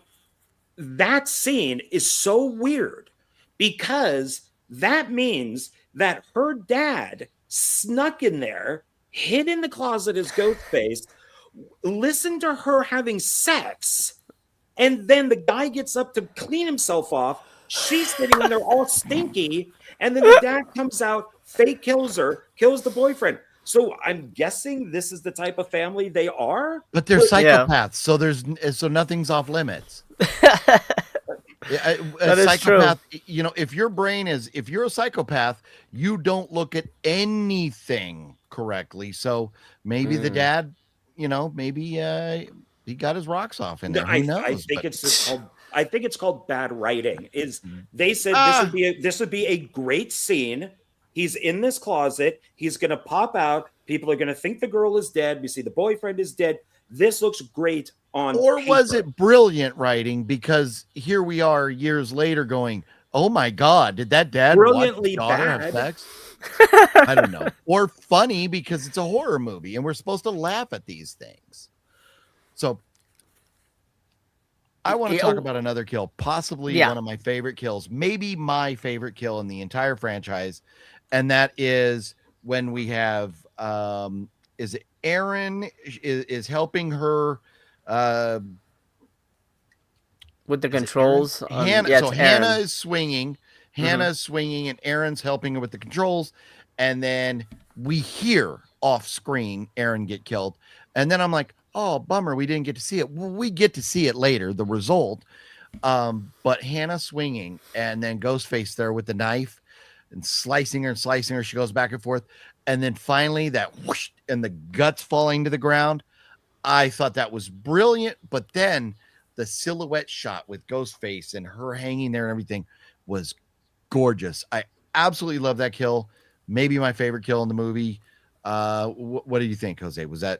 Is it up there? Oh, top 3.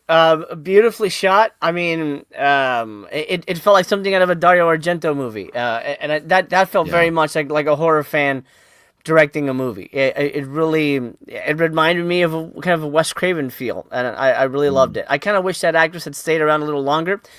That kill, by the way, is a good example of how this movie really reworks the formula. It's and I hate the word subversion, because I think that killed Star Wars, but this movie subverts what you think a Scream movie is gonna do. They even have it in the dialogue. Right before she gets killed, she says to her friends, okay, guys, party at my house. And your mind goes, oh, well, it's going to be the party scene where all the friends are going to get killed. Oh, we know what that is.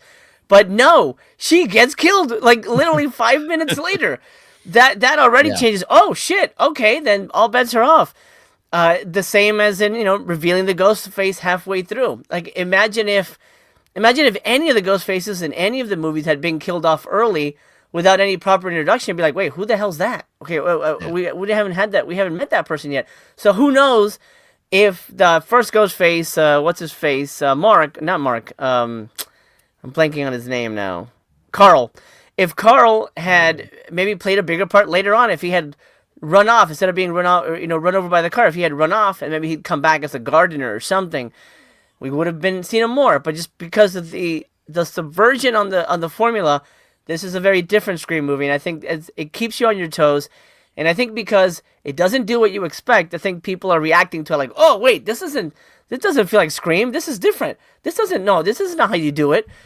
But I that's what I really loved about it, is that it gives you something different. And that kill, great example, beautiful, operatic, gory, and it puts Sidney and Ghostface face to face early on, which we haven't seen in a long time.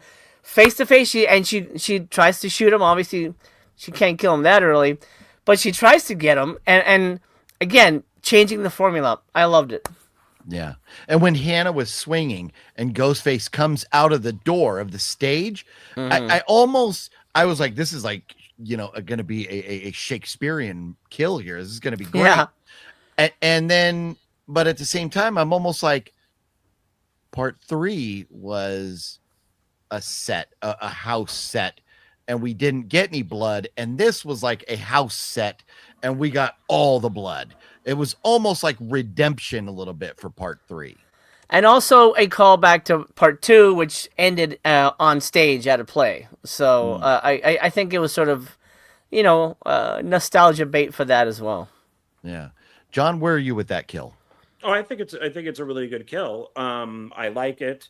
I like that I find it funny that the daughter, who's in like a dog costume, is making such a big deal out of this whole thing. Oh my God, I can't believe it. You're in a dog costume. Okay, you're playing Fido. Yeah. That's why it's funny. It is very funny, yeah. I like the teacher who's kind of berating her, saying that you need to be more like your mom, because it's the exact opposite, like you had said with part 2, where the teacher, David Warner, is like, you're intense. It's like really working with her to bring out this, this character. And I don't know what they were doing in 7, but the play that they're doing in 2 actually kind of represents what's going on. But I like that there's the two different things, of David Warner saying, Sydney, you're intense, and she's really listening. And then the daughter is just being completely berated. Like, be like your mom. What are you doing? Stupid. Yeah. Be like your mom, dummy. And but I did think it was a really good kill. I liked it. And if it is done by the neighbor, it makes sense, because all she has to do is stand under with the knife, is going back and forth. And then, then it makes sense. So, yeah. Well, I think that had to be the neighbor because of the time of day and the Fallbrook place being a couple hours away. That I think that had to be the neighbor at that point. Up right now, actually. But it could have been Carl, but I mean, Carl might have been just waiting in the attic, so who knows? Yeah. Yeah. But I did one thing about like the teacher being the creepy, cringy guy. It was almost like they were going, "Hey, we want you to think maybe he's the killer," and I think a true Scream fan is going to go, they want me to think he's a killer too bad that he can't be the killer. And so I kind of crossed him off the list right away. But then, later on at the crime scene, when he's standing there, as Sydney's looking around, and then who else was there? The neighbor, the boyfriend was like, or was it the boyfriend? Yeah. The boyfriend and the neighbor kid. Yeah. So we're it's like, okay, well, who is it? But it's like, I couldn't cross off. I thought it would have been too obvious to be the boyfriend, but that teacher, I was like, this guy is way too cringy, way too, much of like, he would have been in Scream. It wouldn't work because those people typically aren't the killer. It's somebody we don't expect or whatever. Okay. But I have it right here. So it's okay. So Ghostface killer breakdown for Scream 7. Carl The escaped patient killed Scott, that was at the Airbnb, Madison, the Airbnb. And then it says Carl is later run over by Gail. Jessica, the neighbor, and mastermind, she kills Hannah, so gutted and disemboweled. Chloe, stabbed in the throat with broken glass. And Lucas, head impaled on the bar tap. Marco, facility supervisor, he kills Ben, stabbed multiple times. And then final confrontation, Marco and Jessica are killed by Sydney and Tatum. And it just says Sydney, Mindy, and Chad and Mark survived the film. So that's who killed who, according to this. And this is from, I don't know where I got this from, but it was a known source. So I'm guessing it's true. I'm sure they planned this stuff out. I'm sure the filmmakers know. They have to. Or I mean, that's like the first thing you do before you write anything down. Like, okay, so where's the killer? Okay, who did this one? Who did that one? Yeah. Because that would be the worst thing. Make sure it works. If you go back and look, and that doesn't make any sense, it's because who did they say? It's like when Billy disappears in the first one for a large amount of time, it's he's killing somebody while Stu is in the house. Yeah, he's taking care of Tatum. Okay, so then if you go and look, Billy should be leaving. Like, hey, I'm going to go off and do something. And then Stu should be hanging out. So then that way, if you go back and rewatch it, you can go, that's Billy. Right. Yeah, because a lot of people thought it was Stu because it was his ex. But yeah, it ended up being Billy. Because that's when he comes back in. He goes, hey, can we talk? And they go upstairs and fuck. And that's after Tatum is taken out. Yeah, yeah. But it's a good scene. Sorry. I liked Gail's like snarkiness with the other reporter when she tells him fuck the fuck off. I like that she still has her edge, her sassiness to her. So I thought that was fun. And where was I going with that? Something with Gail. Where was she for the last 15 minutes of the movie? I can explain that. Well, yes, but so even before that with Gail, she gets so excited because she's finally getting the interview, and then she goes, "Get the fuck out of here!" You know, you're going to give me the interview. Get the fuck out of here. I almost felt I was like, the fuck off was good, but then I was like, we're getting maybe too much of her sassiness. Do you think was Gail over the top at all with that, or did you kind of like her sassiness throughout?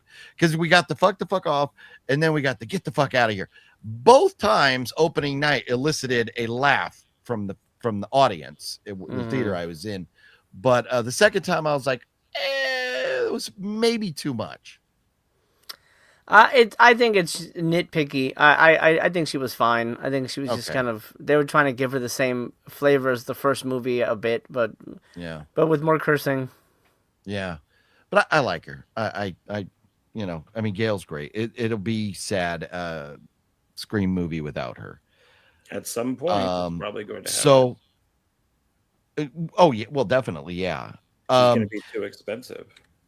And speaking, so we'll get in. We need to talk about the third act, but I do want to say, you want to talk about flaws. In my opinion, maybe you could justify that this wasn't a flaw, but they're in the bar, they're in the tavern, and the one girl has to go in the back. Oh, I forgot the pizza. I got to go get the pizza, and the pizza's burning.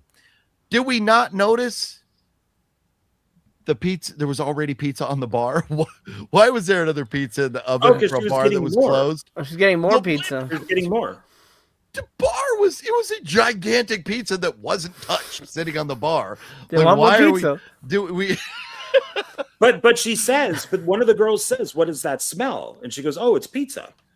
Well, but there was already a pizza on the bar.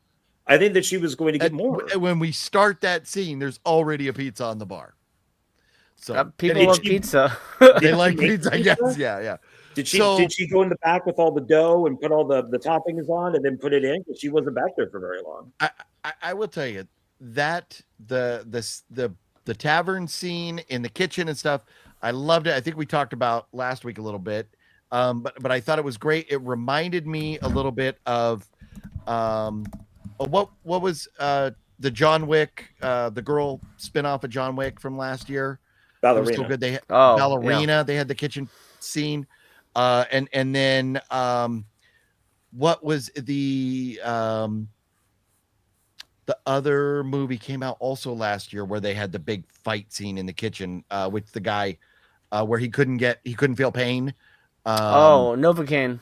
Novocaine. They had our buddy. So I love kitchen fight scenes. I thought that was great. But at that point, yeah, we're now the interviews going on and you know, Gail and Sydney are getting notified that the killer is going, and so Sydney has to leave. And what happens to Gail? So I know I jumped around a lot right there. You mentioned at the station. Yes. But let's there has to be something cut, or she only had 4 days.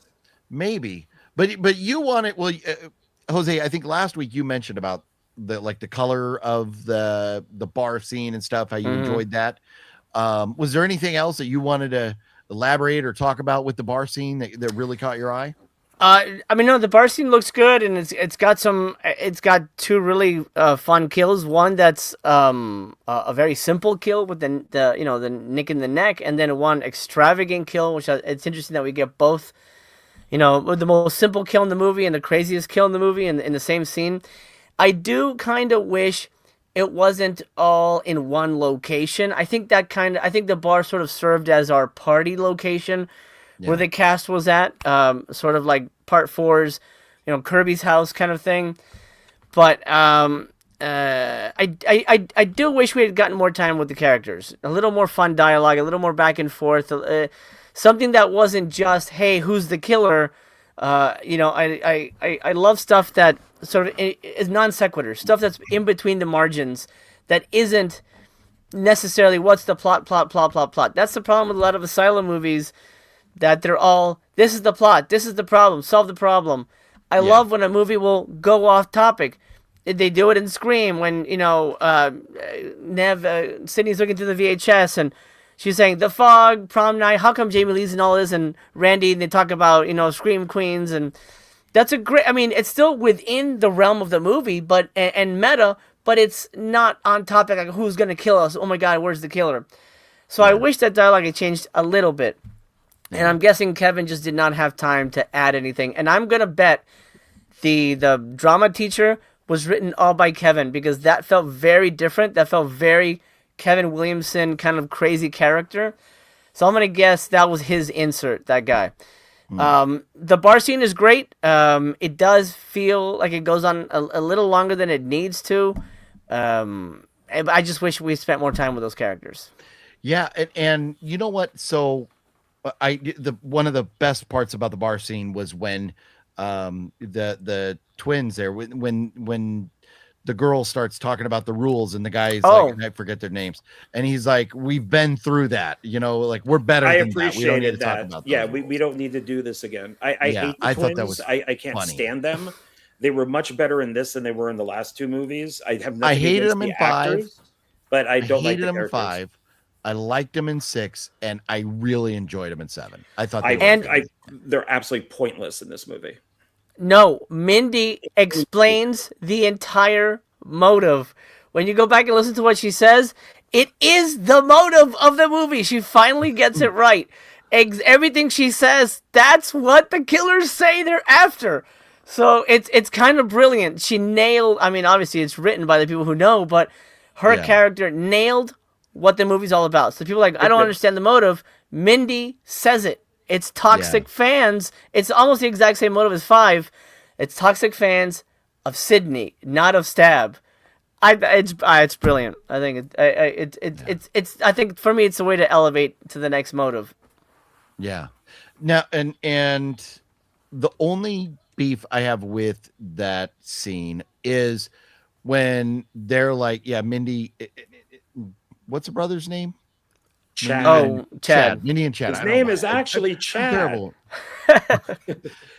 But when they go, the kitchen because they like hear the noise, and then we cut into the kitchen and we have the girl kind of fighting with Ghostface still. It takes them forever to get to the kitchen. I'm like, how big is this bar that it's taken that long for them to get to the kitchen? Web Movie One says it sucks so much. I'm in the hospital now, trying to get so much better.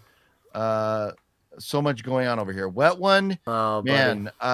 Take care of yourself, dude. We'll check in with you after the stream tonight. But man, I hope they're get better. Out, man.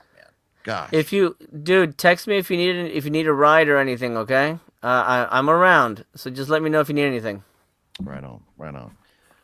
That's why we love you, MC. Always. Wow, that's why I love you guys. So there you go.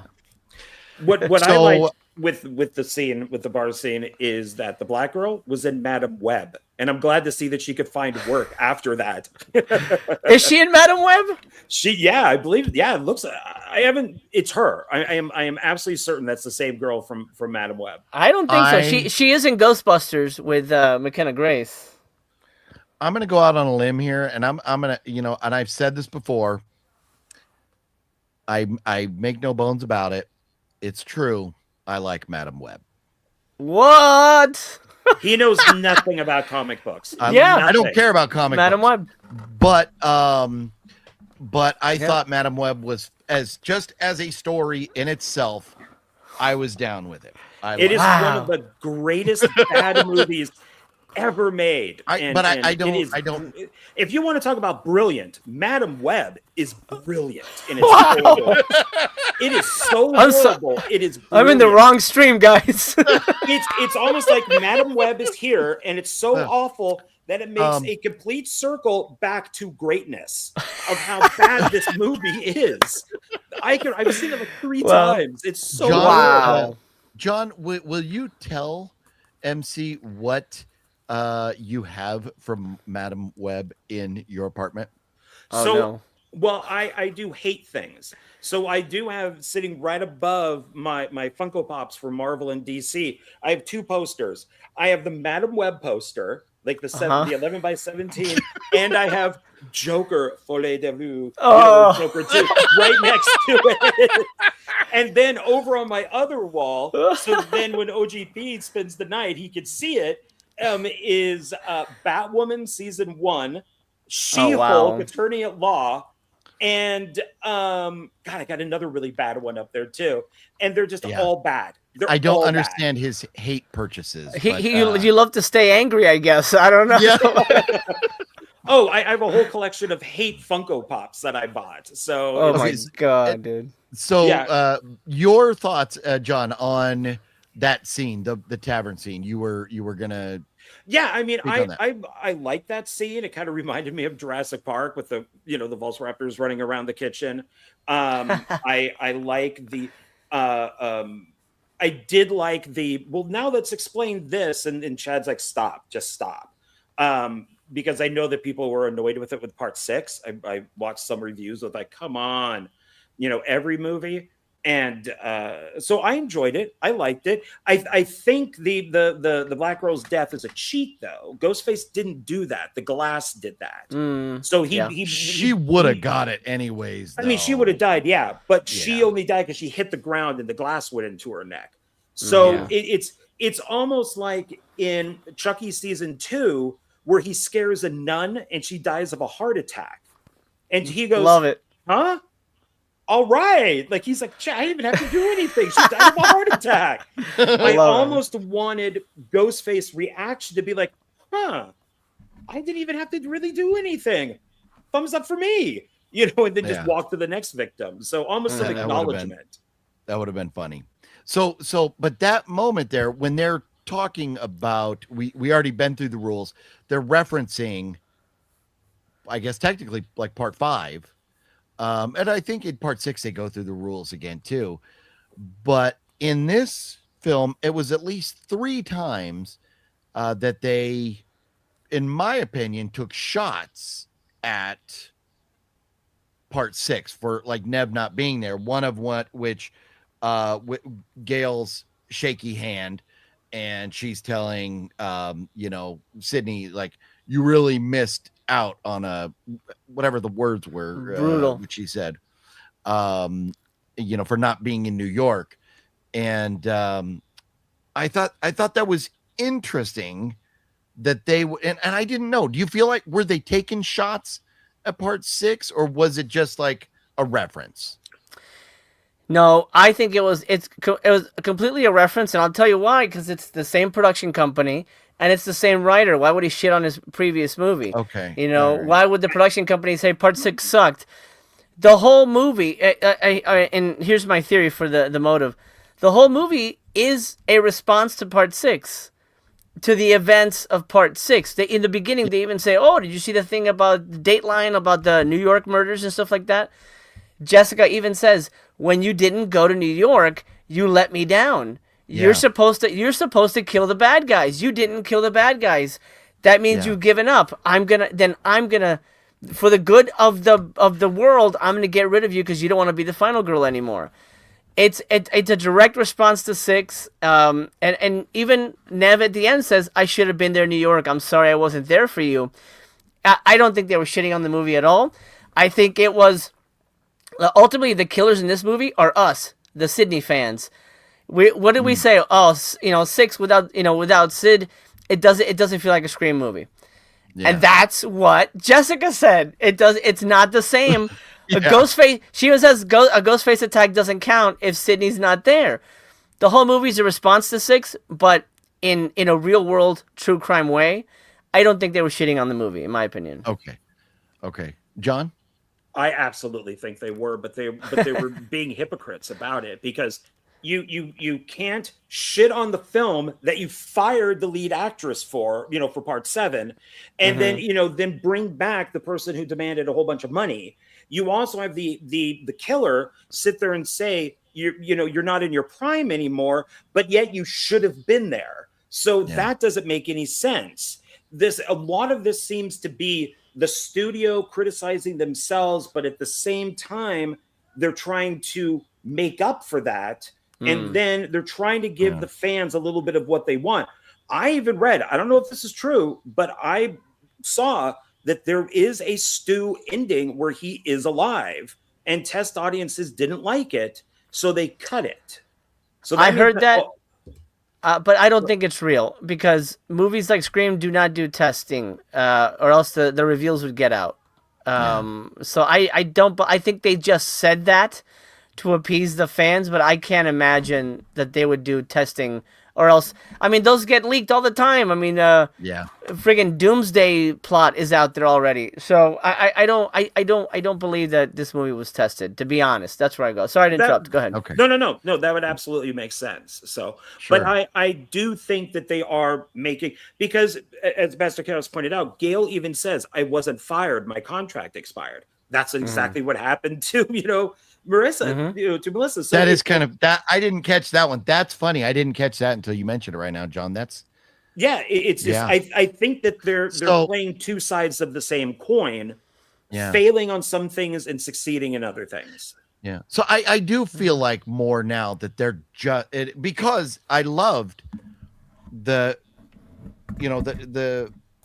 dialogue at the exposition at the end when she's telling Sydney, like, you like basically I loved you and then you betrayed me by not being there. And so, I'm pissed off at you. You've ruined my life because I idolize you. It's almost like the Eminem song Stan, where the guy is such a big fan of Eminem and Eminem never responds. So he goes and kills his girlfriend and kills himself. And then the letter comes. So, I do feel like after talking about it, thinking about it more, that it wasn't really, it's not like shitting on it, but it was, just kind of having fun with it. Well, but it's meta. You're right. The entire they're film all meta is movies. Really, the entire film really is just, it's the follow up to 6. But, and now because you have to answer some stuff. Why wasn't Sydney there? It has to be brought up. So should they have answered whatever Jenna Ortega and Melissa Barrera's character, should they have mentioned where they went? Because like with Sydney, with part 6, they did say, well, she's not coming. She's hiding. She's with her family. She got to protect her family, whatever that was. But they acknowledge why Sydney wasn't coming. Should they have done that with this one? Even mention I don't them? care. I don't care. It doesn't matter, but I guess Yeah. it's yeah. Well, What do you think, John? they mention in parts, part 4, Sydney is pushing the stroller, so she has at least one 5, kid or 5. But in part 4, she never mentions that she has a kid, because if you do 4 to now, and if that's her 17-year-old daughter, and they mention something about kids, plural, so I guess we have to show the 2 kids with the grandmother.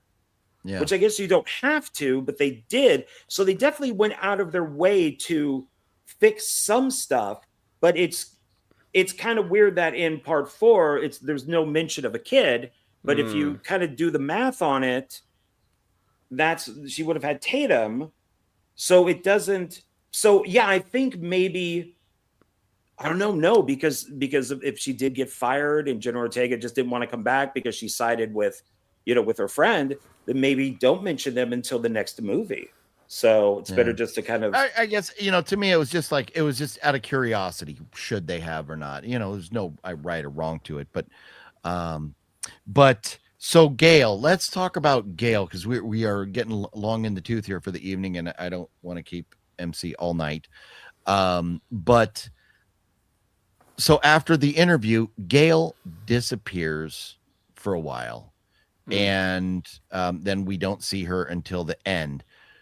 Do you have thoughts as to, did they fuck up, or was it intentional, or was it budget issues? Why was Gail missing? My theory, and I think this is what makes the most sense. Again, with a movie like this, they can't explain everything. You kind of have to, see behind, between the cracks on things. Here's all that Gail knew. Sydney had taken off. My reasoning as to why she didn't go with Gail, she didn't want to get her friend hurt. She already saw, the last thing she saw of Gail, she was shaking, taking her heart medication or her nerve pills or whatever it was. She didn't want to put Gail through that again. She didn't want to drag her back into another fight with Ghostface. She's safer here. So she ran off. She didn't have the car keys because it was Gail's car. So she ran off. She wanted to leave Gail safe. Yeah. Gail, the last thing she heard was, I'm at Parker's Tavern. Call the police, tell them to go to Parker's Tavern. Gail went to Parker's Tavern. That's where she was at the end of the movie. She didn't know where Sydney went. Sydney knew to go back to her house because Ghostface said, home is where the heart is. So only Sydney knew where the final battle was taking place. Gail was at the tavern where she thought Stu was going to be. And there you go. Yeah, she was at the bar. And then at the end, when she comes back, she's got Mindy and Chad, who were at the bar. So that makes sense. But I just felt like we didn't see her for so long. Maybe I wonder did we just not care to shoot a scene of her showing up to the bar and seeing them? Or did they we probably forget? did it. They probably did it, and it was just timing wise. I mean, there's so much great footage in 4 that was cut out. That would have made the movie longer and richer. I mean, as it is, it's a masterpiece. But I'm sure there was stuff that was cut out of this that would have patched holes like that. Yeah. I think that she had 4 days on set and that was it. And they just said, you know what, we're going to leave you here. They missed out an opportunity to have a great kill. If there's 2 Ghostface and one is here and one is there, you have one at the TV station, kills off that reporter. He's in the sound studio. Gail looks, the guy falls down. There's Ghostface. They have a big fight in the TV station, cameras whirling and all that type of stuff. They missed a great opportunity because instead of her going to the bar to get the twins going to come to the TV station because they saw that they were at the TV station. So it could work either way. I think she had 4 days on set. They're like, $45 million only goes so far. She's going to stay here. They shot the ending of the movie, where she shows up. And they're like, bye, Courtney Cox. Thank you for being here. We appreciate your time. OGP, you know very well. You were on set. I had speaking of Scream 4, I had Eric Roberts for 6 hours, and I had to find a way to put him throughout the movie. So John, you're probably right. That's probably what happened. She goes, "I'll come back," but I can do 6 days because I have to go, and she runs like 6 other companies, so I'm sure she's busy. Yeah. That's funny. Yeah, no, that was what a crazy night. And it's like, was that the first night of shooting with Eric? No, God. Well, Okay. maybe the second first night was crazy, waiting to get authorization to start. Yeah, like it was like, man, are those cameras ever gonna roll? What's going on? Good times. Yeah, funny stuff. And I've been looking in Walmart over and over and over and over again, and everywhere else, and I've not seen it. And I remember you posted. Did the physical copy you got come from Australia? Oh yes, yeah. Of Heretics, yeah. Heretics, yeah. Getting stuff international right now with all the tariffs and everything, I bet is expensive and probably takes forever. I can't do it anymore. Like the company also released my Killer Doll movie, and they had to cancel my order because they can't ship to the U.S. anymore or something. Wow. So yeah, it sucks. Yeah, we need to open a foreign printing press here where we print movies from foreign companies, because can they tariff digital transactions? Maybe, I don't know. Yeah. But anyways, one day, hopefully, when the world is settled down and when Donnie makes friends with Australia again and we can buy stuff from them, hopefully I can get a copy of that. I saw, I was like, man, I want a copy of that. But anyways, wrapping up Scream. So with Mark early on in the film, I had one problem with him. And that was when we first see Tatum, Ghostface has the knife to Tatum, and Ghostface is kind of standing off to the side. And he's supposed to be the sheriff. I know that's your kid, but you're standing like 4 or 5 feet away from this killer who's got a knife. Your gun is pointed at him. All it takes is one click of the finger, and you've put a bullet in their head. They're not going to be able to cut her before they're dead. Am I wrong for feeling like he shouldn't have just shot Ghostface right there? Some movies they would have. Yeah, I would have been scared, either to miss or that the guy flinches and does it, as he's. I don't know. I guess, yeah, and that's probably why. I was like, man, we are quick to lay that gun down. But I get it. I mean, your kid with a knife to their throat. He's a bad sheriff. Their police department sucks. Yeah. It's horrible. That's on him that he didn't check the attic. So I mean, come on, dude. The daughter even mentions earlier, I was up in the attic and I found this jacket that you wore in Scream 2. So it's like, come on, we even said the attic exists. So and that's which is good because we're supposed to tell the audience there is an attic. So then that way somebody can pop through it later on. So but yeah, I don't know. Maybe firing that close might damage her or something, but it's, I don't know. I will say with Gail though, because I just thought of this. So Sydney says, I trust 2 people now, Tatum and you. And I'm thinking, why? Why would you trust Gail? All she's done is written books about this. Like her entire life has been telling your story and making a profit off of it. They even made movies based off of her book, which, as I'm sure Sydney hasn't made any money off of. And then she disappears for 15 minutes at the end of the movie, not to help her friend. So, Was that maybe a way of telling the audience this is the last you're going to see of Gail? No, she'll be back. She'll be back. As long as the money is there, she's back. She's not doing anything else. I mean, she's not like, cast in a ton of movies. So she'll be back. Yeah. So with this, like many Scream movies, we can get stabbed 52 times and not die. I could not believe, I was almost offended that Mark wasn't dead. But I was, I mean, with Mindy, how is, Mindy and how are Mindy and Chad both alive? Like literally after 5 and 6. They're Dewey. They're the new Deweys. But are we okay with that everybody gets stabbed over and over and over and doesn't die? I mean, because they weren't shot in the head. So I don't know. It kind of bugged me. I was like, do you want Mark dead? I had nothing against Mark. So I didn't want him dead, but come on, he got stabbed the shit out of. Well, he's not really important to anything in the movie, so he could have died. Yeah. He does nothing. He's knocked unconscious. He should have bled out from when he was stabbed. Right, that's what I thought.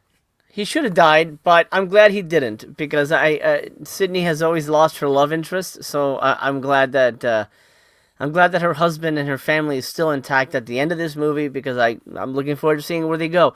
So no, actually, I was relieved when he was alive. I'm like, oh, good, awesome. I'm glad that he's there. It didn't bother me, especially after Chad. I don't want to hear shit about oh well, he should have died. I'm like, guys, if you like Chad is apparently a Highlander because he can't die. Exactly. Oh man. Yeah. Well, they could have gone many different ways with the ending. So instead of the people that they did end with, it could have been the twins. So you get the reveal, Chad, and then you get Mindy. Or it could have been you take the daughter out and the husband out and their ghost face. And Sydney's in the chair. And then they reveal and it's the husband and the daughter. Or what a crazy twist this would have been, and they buried this. The killers are Melissa and Jenna. They blame Sydney. They blame her. She's the reason the ghost faces exist in the first place. They're coming after her. If they didn't want to come back, you just do the AI. You just do that deep fake AI. Because it would all be a black suit, right? It would be the black gown. And they just take the mask off, which they already have a shot of Melissa doing that. And then you just use them as the killers. That's a great idea. Yeah. Perfect. Yeah. We would have shit at the movie theater. Everybody would have lost their shit if that was the case. Oh, for sure. That would have been great. It would have been great. That would have been awesome. Yeah. So in the garage with all the plastic and stuff, when Sydney's walking around, I can't remember if it was Sydney or Mark, but the killer was up up in the rafters and drops down behind. That's Sydney. End of the movie. That's at the end. Because Sydney goes in, after, she was shot and then, gets up and disappears when, Sydney and Tatum are having their moment. And so Sydney goes into the garage and, I liked seeing the killer drop down. I thought that was just a cool shot, but Sydney and Tatum having that moment. And you talked about this film kind of being, it was maybe the most emotional or emotional draw of all the Scream films because of Sydney and Tatum's relationship. But Sydney and Tatum together shooting her until her face was like gone and blood just going was amazing. And that maybe one day we have to go through all the whole franchise and rank the kills and do like a tier list of the kills or something. But that was up there. Yeah, that was great. It was really, and honestly, her speech is really, really great. Upon rewatch, it's even richer. Just everything she says. I mean, it feels like something you would read from a toxic fan on Twitter. All these things like you inspire me so much. You let me down, like all this stuff, and you just felt like, I mean, if you bought the motive in 5, it's the exact same motive in 7. It's just toxic fans. The difference is we didn't really know the other two killers. They were strangers, which makes it, in my opinion, scarier. That it's not necessarily people in your life. It's not always someone you know. Now it can be anybody who thinks they have a relationship with you. And that's like putting it in strangers territory. And that opens up the franchise now. It could be anybody, literally. But I get the neighbor and the book and her being disappointed. This is a whole, Mark David Chapman thing with John Lennon of how disappointed he was in John Lennon. He talks about giving money away. He lives in a mansion. He says we're bigger than Jesus Christ. This guy took all of that and ended up shooting him 5 times in the back. So I get that. I like the idea of using just a crazy guy to go do it, because that's the book for Psycho 2. Everybody thinks Norman Bates is killing people. It isn't. Norman dies halfway through the book and we don't even know it. It's a guy who's doing it. It's like a drifter. And then I just don't like the AI guy, because we're supposed to think, oh, well, I worked for Google and I know AI. So does most of the world. How do you think we get all these deep fakes now? Anybody could do deep fakes. It's not that difficult to do. So I don't know really his point in this. I don't really get his motive. He was she was in the asylum, right? And he was like a guard there or something. Yeah. But the question is, did he bone her? Do you think? Oh, honestly, she's the mastermind. I'm sure she seduced both of these guys into working for her.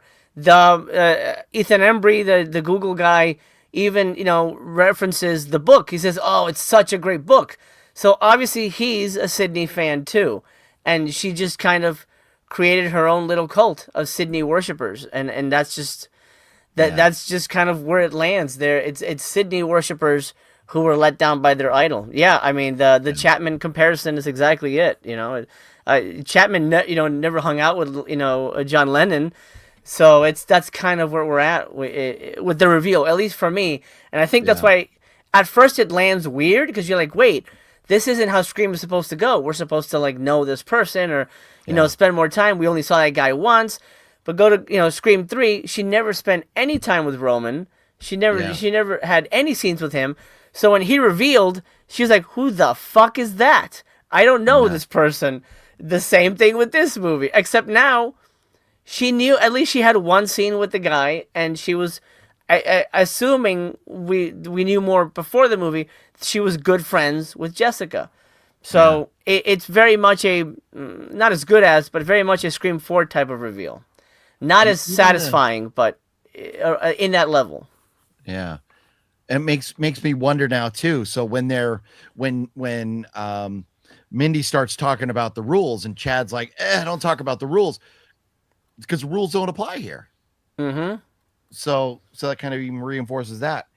You last week mentioned, and I thought it was a very funny hit when she smacks the boyfriend with the laptop in the car. You didn't care for that, or you had thoughts about that you were saving for this week. What was it that bugged you about that? Well, similar to sort of John's questions about the script, I think this is a very weak scene because it's clearly designed to make him look like the killer, but it's so over the top that it's stupid. Because, okay, I'm just going to see if this is real. Let's see if I can test deep fakes being real. But why would he be like, I'm going to kill you, Sidney Prescott, and your stupid daughter? There's no way he would do that unless he really was the killer. He would be, hello, yes, I am Stu Macher, yada, yada, yada. Yeah. And then that would be the test. So the fact that it's so much, that to me is the worst part of the movie, honestly, because I feel like that scene is so dumb that he should have been the killer. That would have made me feel good about it. It's so stupid. Why would the laptop be in his car? Why would it be open and on?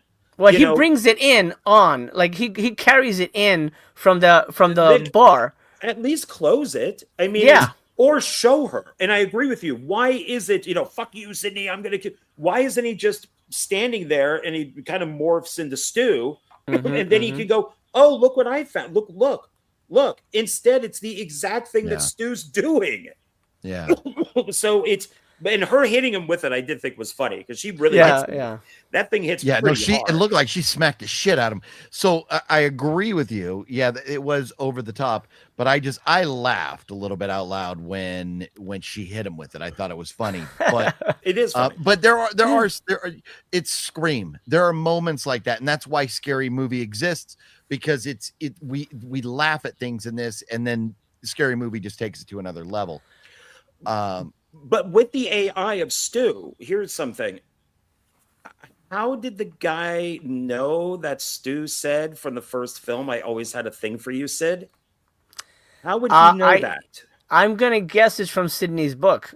She mentions, she talks about her attacks, and that's the only thing I could kind of come up with that she mentioned in the book, and that's how she knew. Unless my secret theory is this is the beginning of a surprise trilogy, and Stu is alive.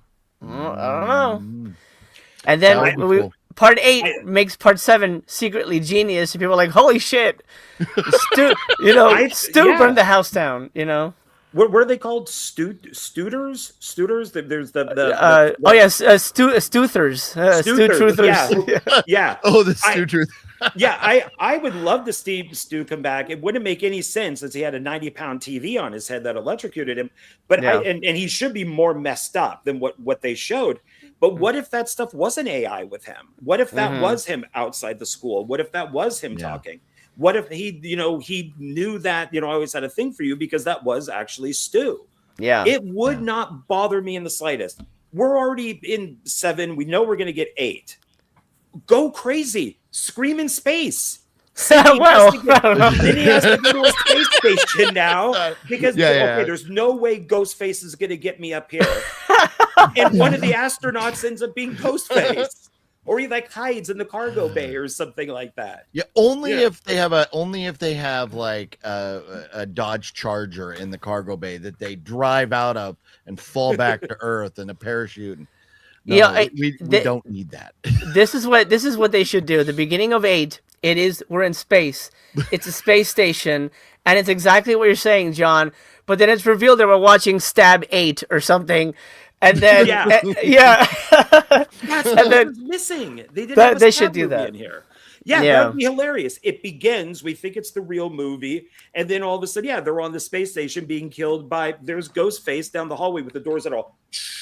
Yeah, and it's the astronaut thing, but he's got the mask underneath. And then somebody turns it off and goes, "I knew it. The worst ones always go to space." The series is now dead. Stab is dead, and then that's what they need to do that. That would be so fun. That would be so fun, man. So I've got to put my kid to bed pretty soon, so I got about maybe 5 minutes. I was just gonna say, let's talk about the end, the emotional part when they bring it all back together, and Sydney is there having conversation with Tatum at the end.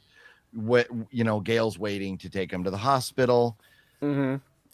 At first, I was like, this is kind of cheesy. We just went full circle with it. But by the time that conversation ended and they walked off with Gail, I was like, I dug it. And maybe that's as a parent, I don't know. You had mentioned that this was like an emotional, maybe the most emotional Scream. How did you feel about that scene? And is that part of what made you feel that way? It's one of my favorite scenes because it's a scene for me that allows Sydney to be human. And, as fans, we're holding her up on this pedestal as the hero. She's the final girl. Final girls never get a chance to just be emotionally open and sort of let us look behind the surface of what their thought process is. And that scene, as simple as it is, it really explains the thesis of the entire movie. This wasn't a typical Scream movie. This was a mother-daughter story. This was a secret passing of the torch movie. Now Tatum is set up to continue if for some reason Nev doesn't want to continue or she ages out or whatever. Now Tatum has officially, where I feel Melissa never really earned it, has taken up the mantle in a satisfying way, in my opinion. So that scene tells us the movie was really all about them. The reason the killer reveal doesn't really land is because, what? It wasn't about the killers. We go back to Randy in part 1. Motives are incidental. They were just crazy fucks who wanted Sydney dead. Her whole thing was protect my family. She did it. She protected her family. The trouble is over. Now the daughter knows why the mom was so secretive, why she didn't want to, talk too much about her past, all this stuff. And at the end, she explained her name, which is so poetic because the daughter thinks she was named after a victim, but Sidney named her after the bravest person she knew.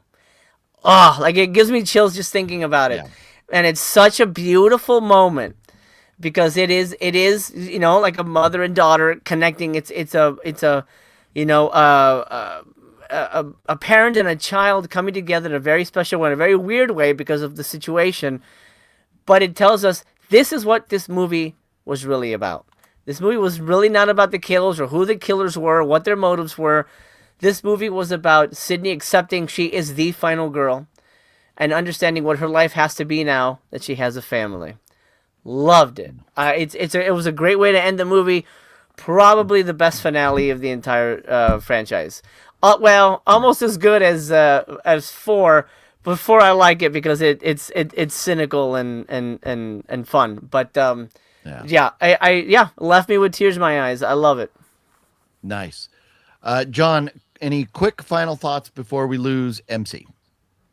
I liked it. I didn't find it cheesy or anything. I thought that it was fine. It's of course, without knowing at all what happens afterwards, I would imagine that with Sidney opening up like that, the whole world is now, you know, her whole world that she didn't want to talk about is now going to be open, and it's going to be, you know, pictures, videos, and all that. So, you know, who knows what the daughter will be like if she is in the next film. Maybe she will be at the gun range now. Maybe she will be, you know, because, you know, I'm not a victim. I'm a you know, I'm a winner, you know, so I'm going to go out and learn how to protect myself. Yeah. Karate class or whatever. Yeah.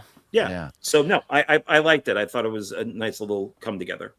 Nice. And I did also, I didn't put that much together as far as like a passing of the torch, but I like that because I definitely felt like there was a passing of the torch between Gail and Mindy that I kind of liked, where if we don't get Gail, we could take Mindy being there as some type of reporter or just filling her shoes. And so it wasn't as blatant as part 5, passing of the torch, that just pissed me off. So man, this was a lot of fun. And hey, fingers crossed that 8 does happen. We'll have to do it again. It will. Oh, they're already in talks. This made too much money. Well, MC, send the family my love.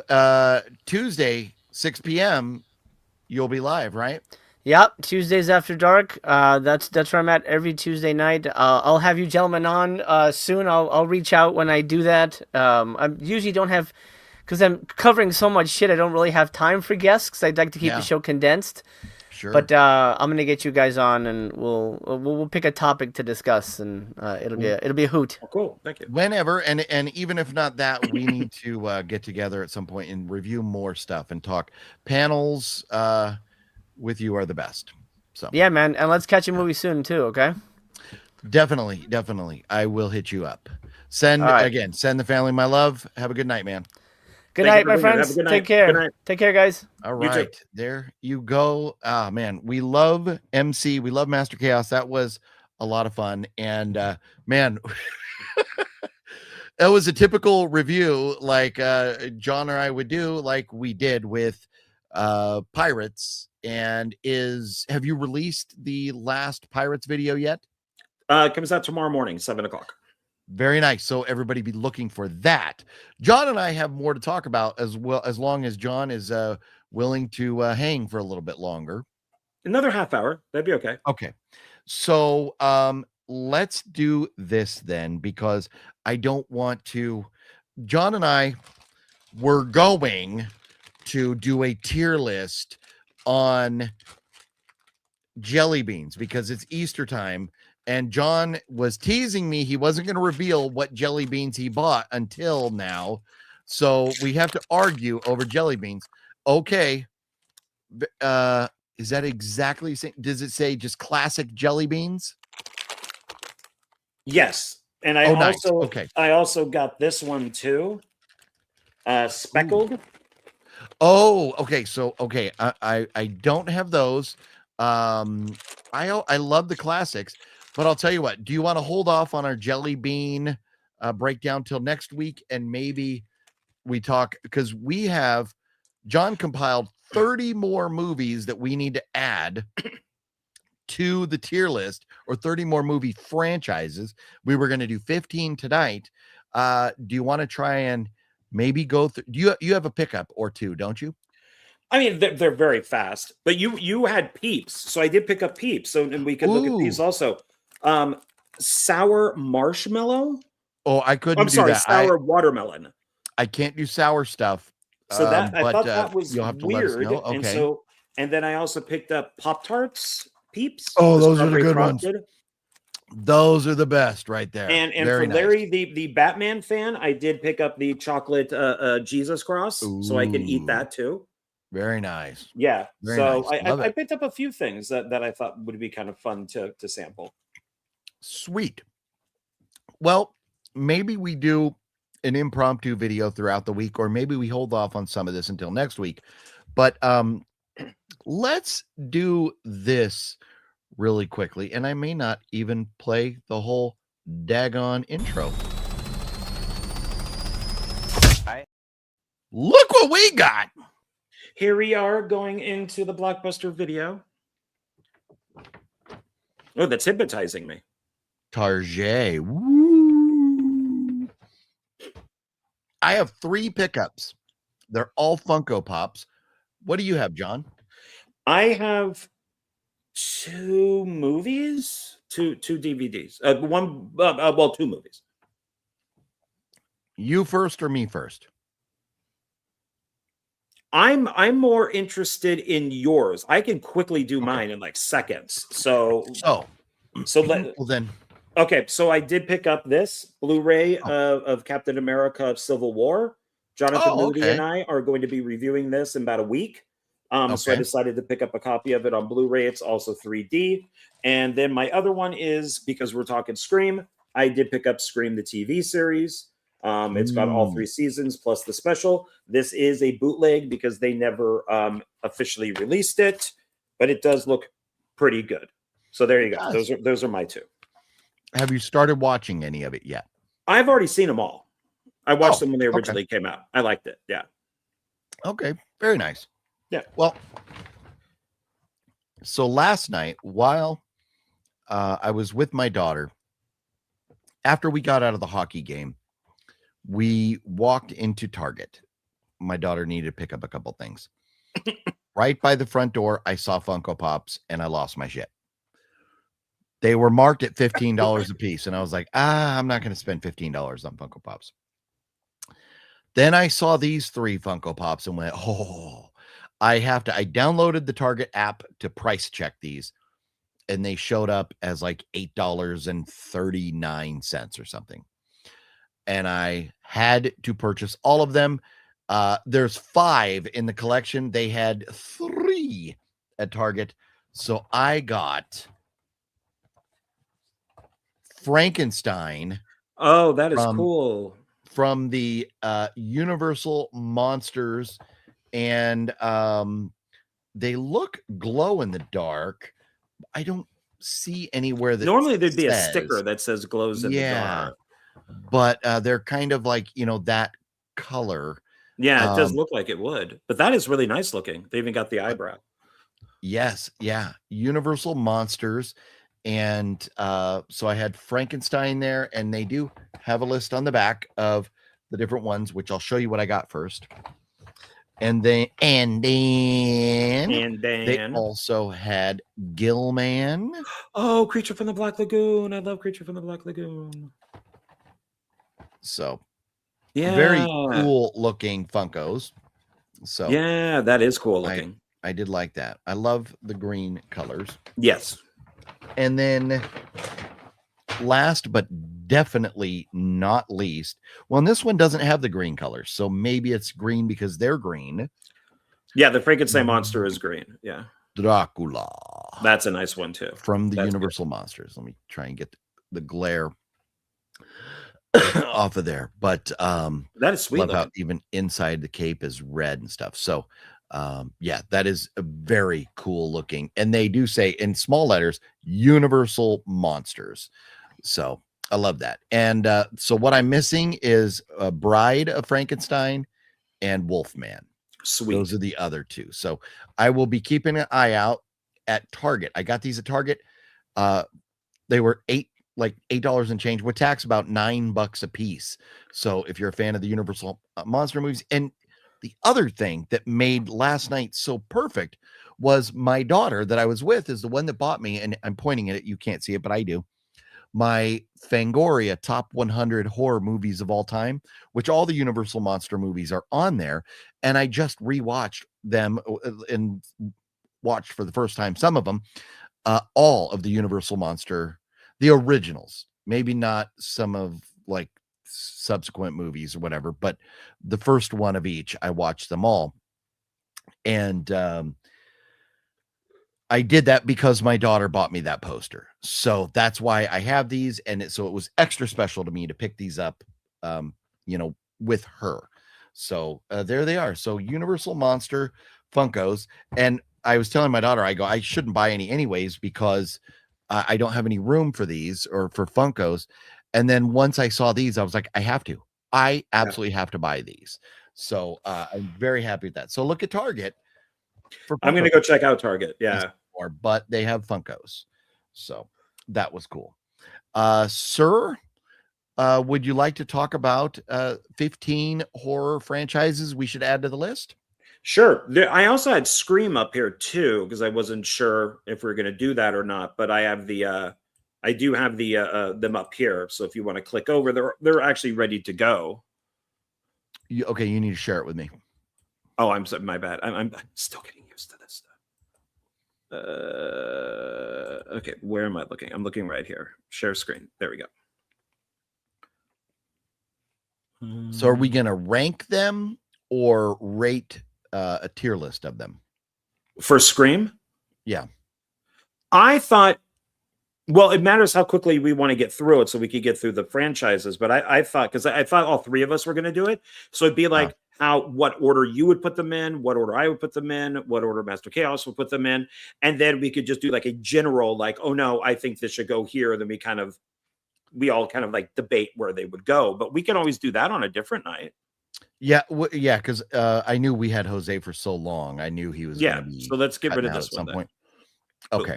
So that one's gone. So that's just the because we did kind of we gave our ranking last week, but it would be interesting to put them in tiers to kind of talk about how good they are. But yeah, let's do that another time then, and take a look at these 15 new horror franchises that we're going to add to our list that so offended Wet Movie 1 last week.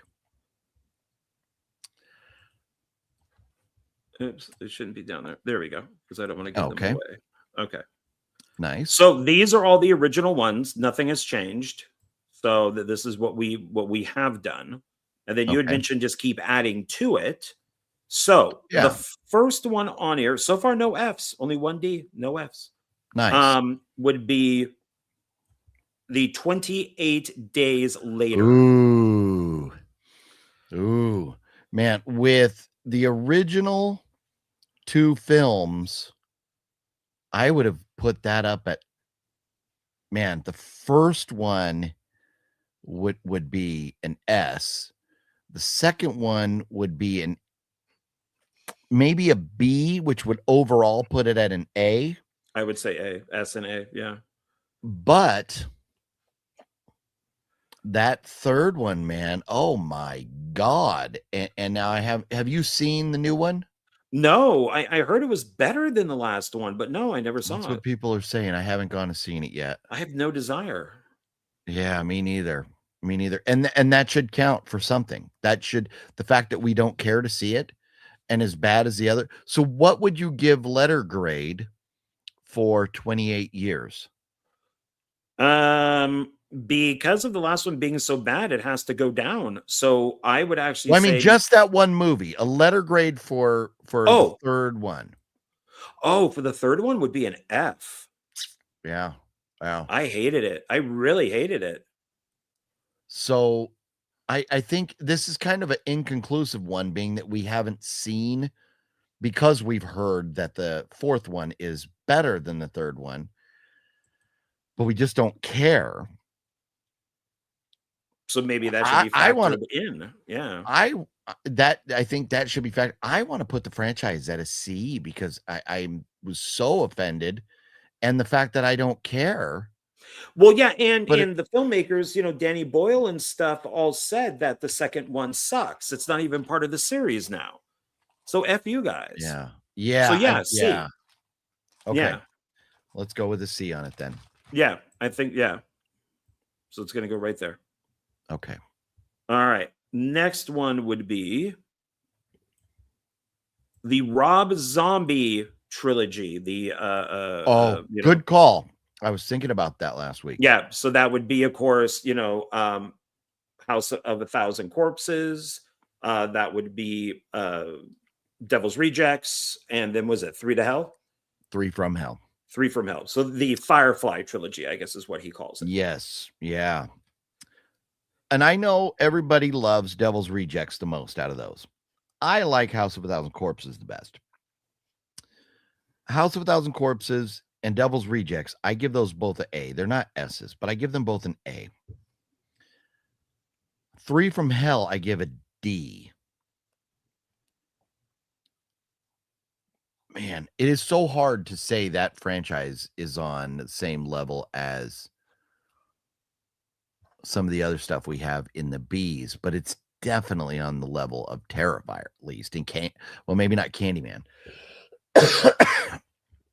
But I think all in all, man, if he would not have made that third one, I would say give that fucker an A.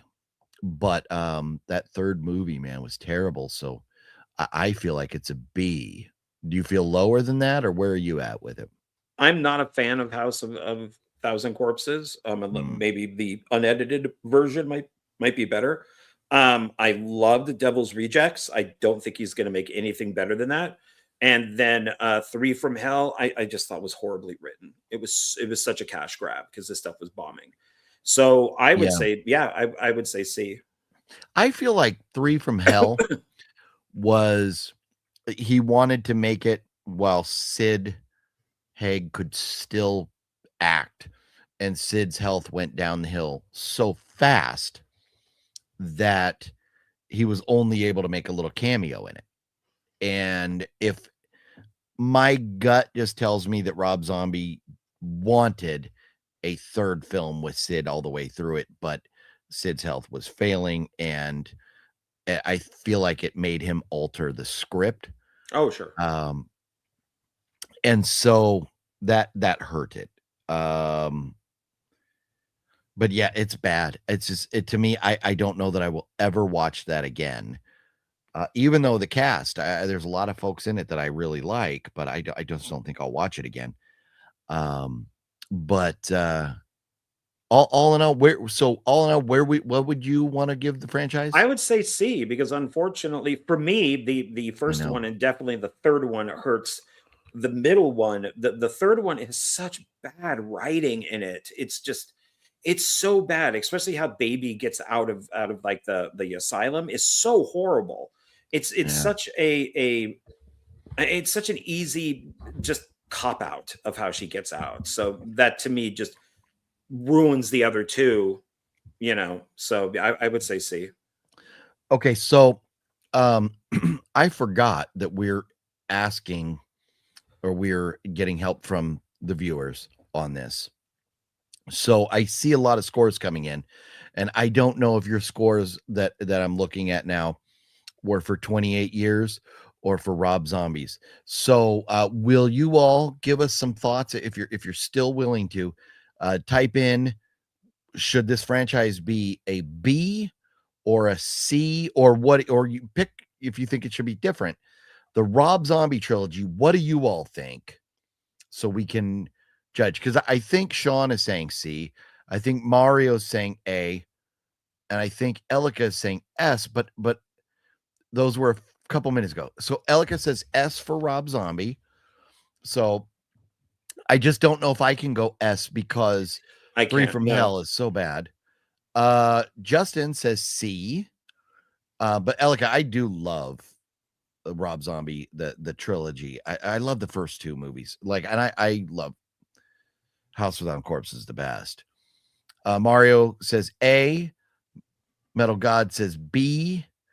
So we have S, A, B, and C. That don't help us at all. Was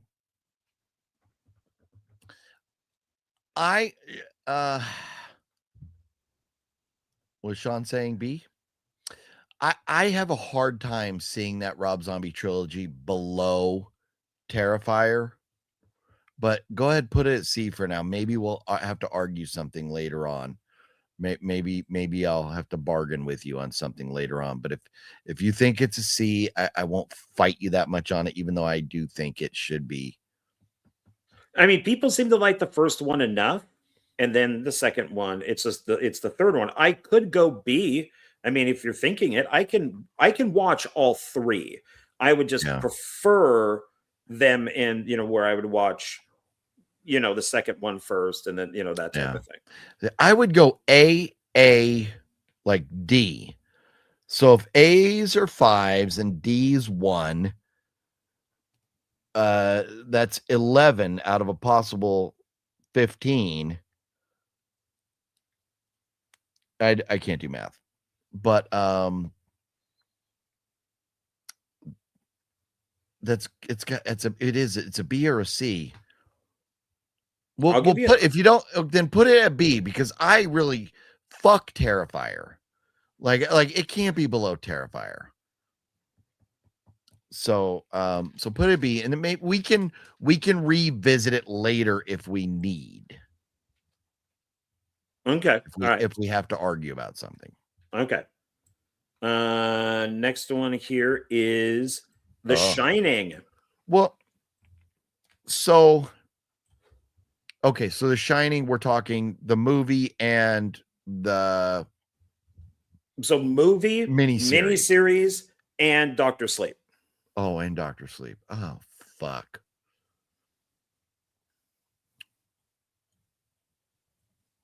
God dang, man. The Shining itself is one of my favorite movies of all time. But I'm going to say this franchise is like a fucking C. Wow. I was going to go A. The miniseries is dog shit. I disagree. And Stephen King is a fucking moron for Dr. Sleep being the sequel to The Shining. I disagree.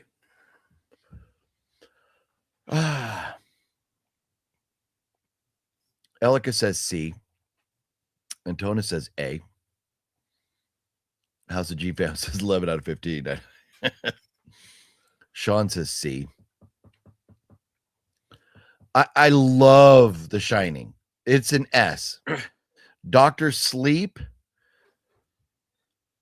If Dr. Sleep was not related to The Shining, I would give the movie Dr. Sleep like a B. No, Metal God, you're right. It does tie into Welcome to Derry. Oh, yeah. We have to, throw that in there. But Welcome to Derry is part of it. But I mean, it's more it. Yeah, we just have Dick Halloran is what we have. The miniseries was fucking awful, man. It was disagree. So awful. I disagree. That child actor, even Phat Samurai, I was like, worst fucking child acting of all time. So 11 out of 15 is 73%. So Rob Zombie is a C if you go on averages. Yeah. But I can't, but to me, Terrifier, I would rate Terrifier like. I gave you Terrifier. I think Terrifier. Terrifier is an S? No, it's a B. No, Terrifier is a B. And that's where I'm like, Terrifier should be like a C. No. See, but for me, this should be a C. But I'm giving it a B, Rob Zombie. Yeah. Okay. So I gave you the B. So what do you want to do with Shining?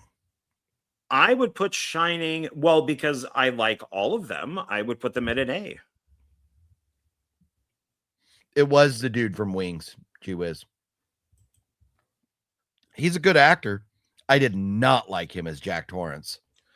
But the major problem with that movie was that kid was fucking terrible. Worst child acting I've ever seen in my life. He was no Danny Torrance, man. I'm telling you. But the guy from Wings was better than Jack Nicholson, in my opinion, because he matched the book closer. Fuck the book. Stephen King's We're not going to fuck the book. Just because you don't read doesn't mean fuck the book. He did the miniseries to make it closer. I have the book, and I've read the book. I have the book right over here. Then you should know that he's closer. Show me your book, sir. Show me your book. I have it on PDF. I have all his books on PDF. So does your mom. What? PDF? What? Your mom is PDF. Pretty damn fine in Jeff's eyes. Oh, well, she would appreciate that. Oh, I mean, I admit Dr. Sleep is a pretty good movie. I am biased because I hate the fact it's the supposed, and I do not acknowledge it as a sequel to The Shining. It is. It's just too far-fetched. It's too over the top. Yeah, but Stephen King is a clown. And The Shining isn't over the top. Jack Nicholson's performance is over the top. My God, is that thing over the top? No. So many people regard that as the greatest. He was crazy at the beginning. He's crazy in the middle. He's crazy at the end. He doesn't evolve or de-evolve because he's crazy. I don't know what fucking movie you're watching, but that is wrong. He's crazy at the beginning. He's crazy in the middle. He's Jack Nicholson. He's crazy. He's One Flew Over the Cuckoo's Nest. He's crazy. You get the guy from Wings because he's the guy from Wings. He's like the guy next door, but he's in reality a lunatic. He's more like, Jeffrey Dahmer type of thing. His eyes are too close together. Oh my God. Okay, so then let's do it like this. I give so The Shining gets an S. That's 6. Dr. Sleep, I'll give it a B. So it gets 4. So that's 10. The miniseries, I give it a D. That's 11. So I mean, then it's 11 points. So then that puts us at a 73. That's a C. But what do you give? What on a just the miniseries alone? What do you give that letter grade? I would give it a B. Okay. It's not perfect. It's made for TV. The CGI is horrible. But I do think the guy from Wings is a better choice. It has a Melvin Van Peebles in it. Rebecca De Moore is much better to look at than Shelley Duvall for 2 hours. Fake news. So no, that's not fake news. Shelley Duvall is cute. No, God. Jesus. Fine. You want to give it an A? Give it a fucking A. Even though I gave you this. I know. Believe me, it hurts my soul to argue that The Shining isn't an S. But The Shining is an S by itself. It is an S. See, Jeff is correct. Light years ahead of the Wings, dude. It's not even worthy of a discussion. No, it's wrong. It's like saying the girls who have played Carrie are better than what the book is. They don't match the book at all. They're much better looking. But who gives a fuck about the book? We're talking movies. Because it's based off of something else. But I don't want people. If I read it and I know that it's based off the musical. I want. So you can't say fuck the musical. Fuck musicals. I can say fuck musicals. Fuck musicals. Lack of education. I won't fight you if you want to give the franchise an A. I will just say, you know what? It should be an S if it was just The Shining, and The Shining is so good that other dog shit that accompanies it drags it down to an A from an S. You know what? This now goes down here. Fuck your mother. No, it doesn't. Okay. Then this will go up. Give it an A. Just give it. It can't give it an S. Give it an A. You get the S for Shining, and then I get the A for the other two. You get the A for asshole. Oh my God. Such a baby. baby, wah, baby, wah, wah. All right, what's next? They only made that miniseries because Stephen King was fucking butthurt because Stanley Kubrick made a great movie that Stephen King would have never made, and Stanley Kubrick made that story so much better. Stanley Kubrick did not understand the meaning of the book. Stanley Kubrick knew the meaning of the book was shit, and he made it better. No, the book is great. Disagreed. Agreed to disagree. Read agree that you're wrong. Move on. I bet you have not even read the book. Screenplays can be adapted from a book, but a book does not translate to a screen very well. I agree. It depends on what it is. The Mist, except for the ending, is the book. And it's perfect. And they actually improved on the book. Well, the book didn't have vamp time, so fuck the book. It's vamp time. It's vamp time. It did have Thomas Jane. There, I got it out. Thank you. Tom Jane. All right, next. We are looking at, you had mentioned this one, Lost Boys. There were 3 Lost Boys movies. 2 of them were shot back to back. This is another tough one. The Lost Boys, the first one is an S. I would say it's an Those A. other 2 movies should not exist. The first sequel is not bad. The third one is not very good. But I like the second one. I like Tribe.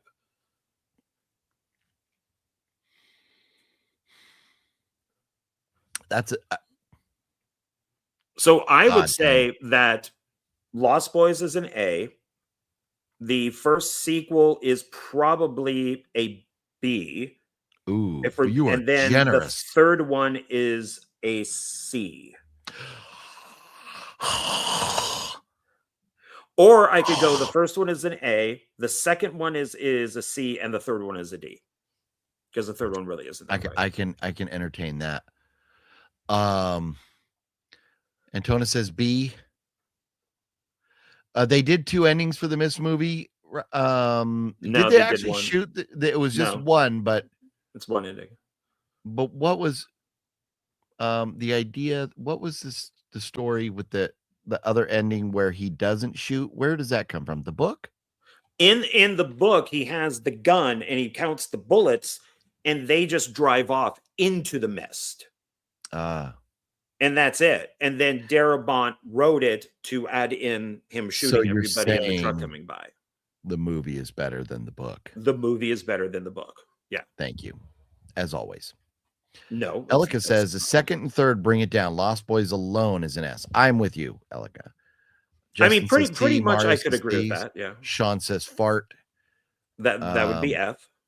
So all in all, if you want to give Lost Boys a B, I will be able to sleep at night with it being a B.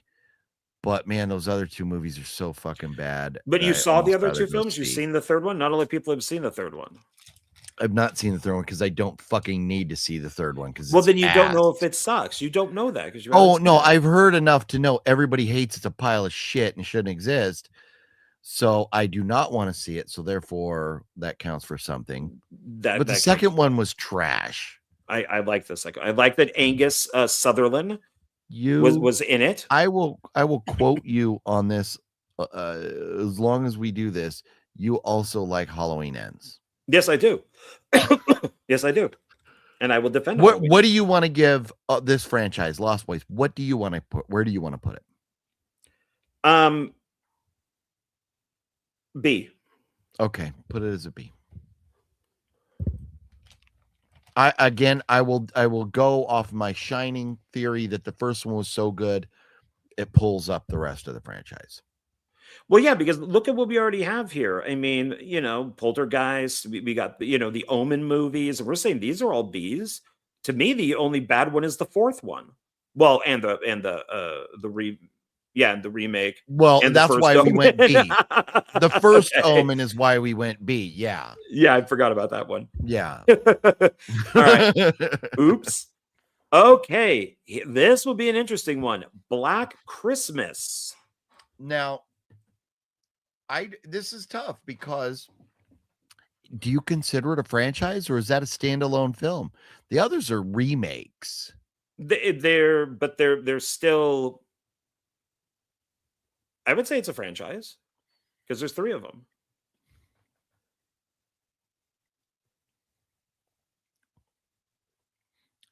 The first one is an S. Yes. The one with the Party of 5 girl is, I give it, that movie is fucking good. I give it an A. I would agree. The dialogue between the girls is great. It's like Sorority Row. But the woke one is like an F minus.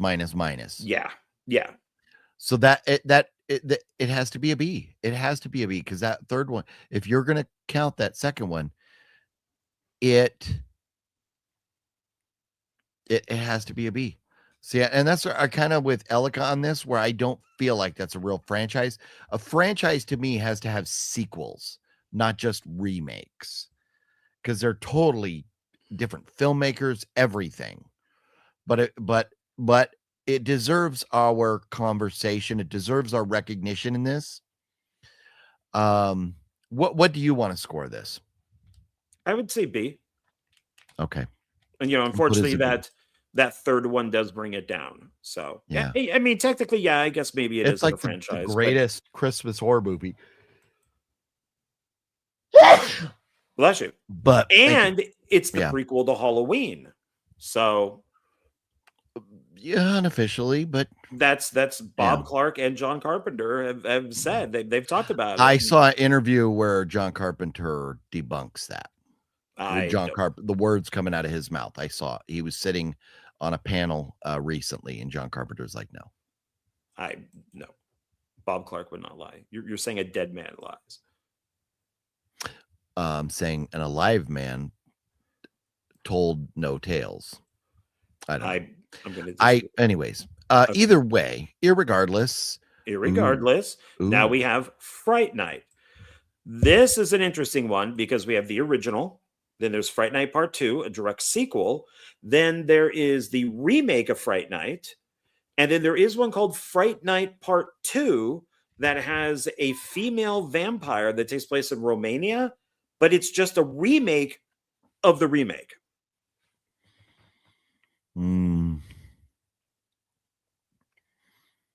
The only one I've seen is the original, and it's pretty damn good. So I'm going to have to defer to you. I will tell you, I think the original Fright Night, I give it like a B plus. I can't give the original Fright Night an A personally for me. But it's good. It's a great movie, but I think it's a B. And I don't know the rest of the franchise. Let's see. Elika says first 2 are good. B overall. Sean says C. Wait, excuse me. How do you guys put Conjuring and Saw over Halloween and Friday the 13th? That's ridiculous. I'm so Slack Wolf. We're talking the entire franchise. It's the entire franchise. For Halloween, you have to count Part 5, which is abysmal. You have to count Resurrection. You have to count Halloween Ends and Halloween Kills. Halloween Kills, we're talking the entire franchise. Saw, there is no bad movie. Halloween has some terrible movies. Yes. Friday the 13th has some terrible movies. So, and The Conjuring is one of my favorite franchises ever. I don't think there's a bad movie there. There are some that are better than others, but 4, 5, and 6 are amazing. Oh no. 4 was good. 4 was good, but 5, no. Yeah, no, not 5. Nope. Even though it has Don Shanks in it, who I'm a fan of. No, I can't. I can't do that. But I would say I've seen them all. Okay. I would have to say the first one is definitely great. The second one it's Tommy Lee Jones who directed it, or Tommy Lee Wallace. I'm sorry. 2 is it's the sister, not great. The remake is not very good either. It takes place out in Las Vegas, and then they just remade it with a chick vampire in it, like in Romania or something. So I would have to give it a C. Oh, okay. I can't argue with that. Like I said, I felt like the first one was a B. I enjoyed the movie, but it doesn't blow my socks off. Like I maybe watch it once every decade or something. It's not nothing I need to see every year or anything like that. But Lee Phillips says Fright Night A+. But again, we're talking the entire franchise. Yeah. Okay. Okay. So now we are coming up on Ghoulies. There are 4 Ghoulies movies. I think if you ask Tom Devlin, he would say that franchise should be an S. I'm going to be completely honest, and I think this should count for something. I have never seen one Ghoulies movie because I just don't give a fuck. I don't like puppet movies. I think it should stay right there next to D, right next to Puppet Master. Well, the first one is fun. The first one is good. The second, the 1, 2, and 3 are not bad. Number 4 is Jim Wynorski, and it really has nothing to do. They're not even ghoulies. They look more like little trolls type of things. So I don't really even count that one. I think Tom's favorite is part 2, right? I think he says he loves 2. Oh, that I'm not sure. Yeah. But these aren't for everybody. So C is where I would put it, is C, because I think the first 3 are worth it, but not the fourth one. That's fine. I'm okay with the C because I've never seen it, and I just think that should count for something that I just don't care to fucking see it. But it doesn't count for much, but I'm content with a C. Okay. All right.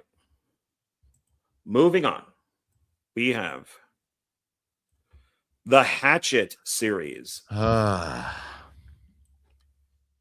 movies. Hatchet 1, 2, 3, and then the it's so fucking bad.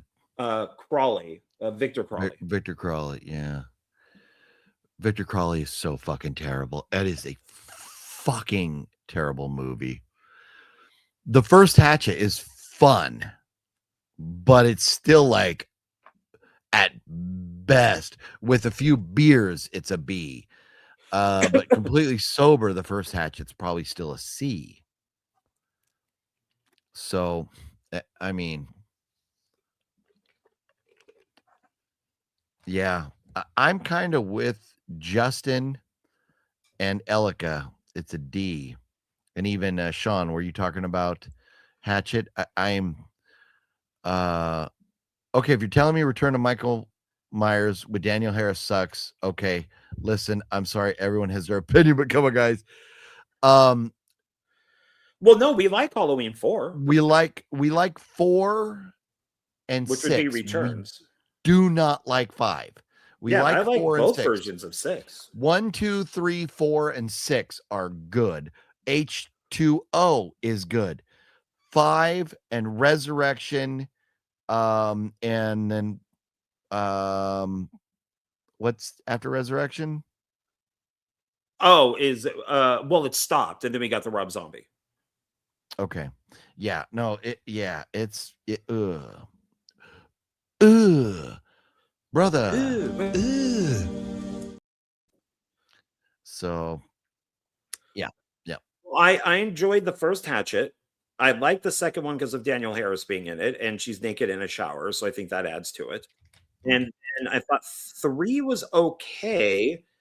And Victor Crowley, I thought, was all right. It's kind of a one location thing with a plane that crashes in the swamp. So bad. So bad. So bad. So bad.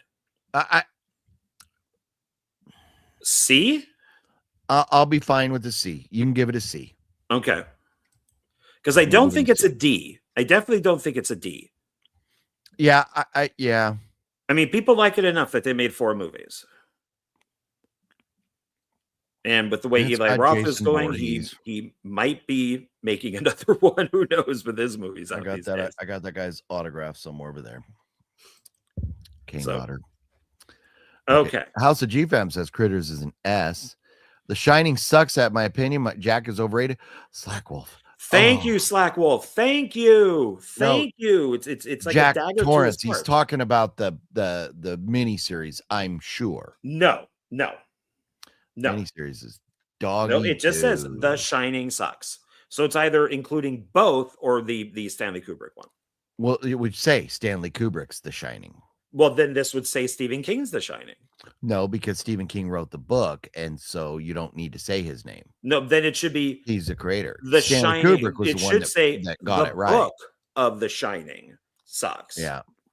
No, Slack Wolf, don't make me put you in timeout. You're not allowed.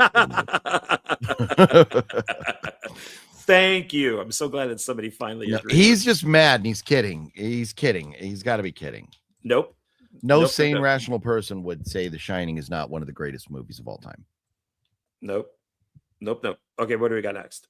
Okay, the Hammer films.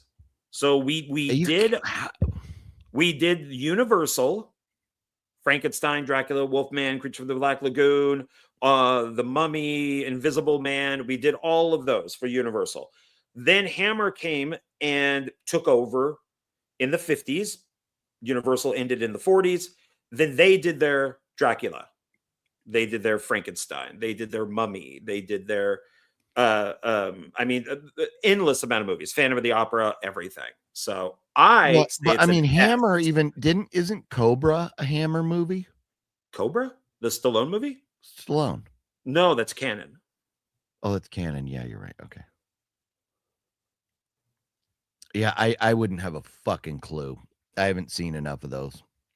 I'm saying S. These are some of the greatest horror movies ever made with some great directors and writers. The entire franchise is that good?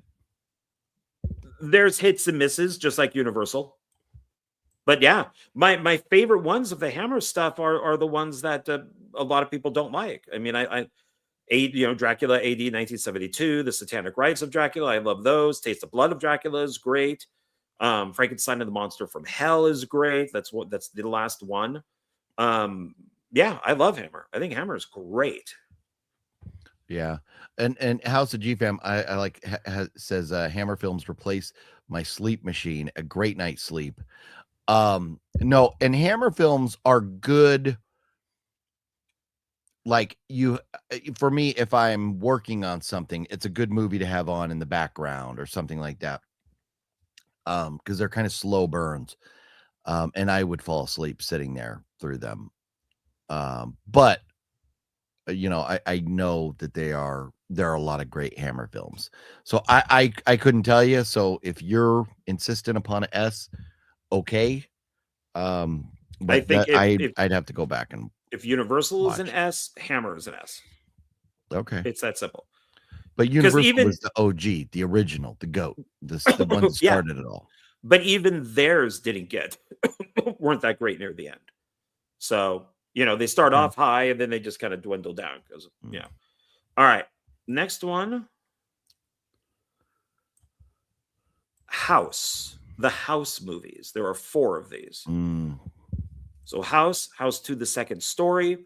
And then you have any sequels. The Horror Show. And then House 4. Maybe I have seen The Horror Show because I remember that. I think I watched that and didn't realize it was connected to the House franchise. And that was a good movie. That's it was when they were doing all of the electric chair killer movies like Shocker and some of the other ones. So I've seen, I don't know that I've ever seen the second or the fourth then, but those two are good.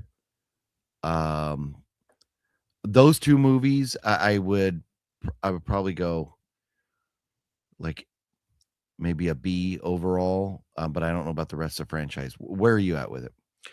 I love the first one. The second one is more of a kiddie movie. It's more like kid horror. And then the third one goes back to being like, kind of mean. And then the fourth one it's okay. It has William Catt is back in it. He was in the first. I would say C. Okay. I'm good with that. Okay. Then Basket Case. There's 3 of them. I love the first one. I own the second one, but haven't seen it, and I know nothing of the third. But I've heard people like the Basket Case 2, at least. Oh, Basket Case 2 is the best one. Okay. Wow. Well, if that's the case, so then maybe Basket Case 2 would be an A, then 1 would be a B. Would you say that's fair? Yeah. And I would what say give 3.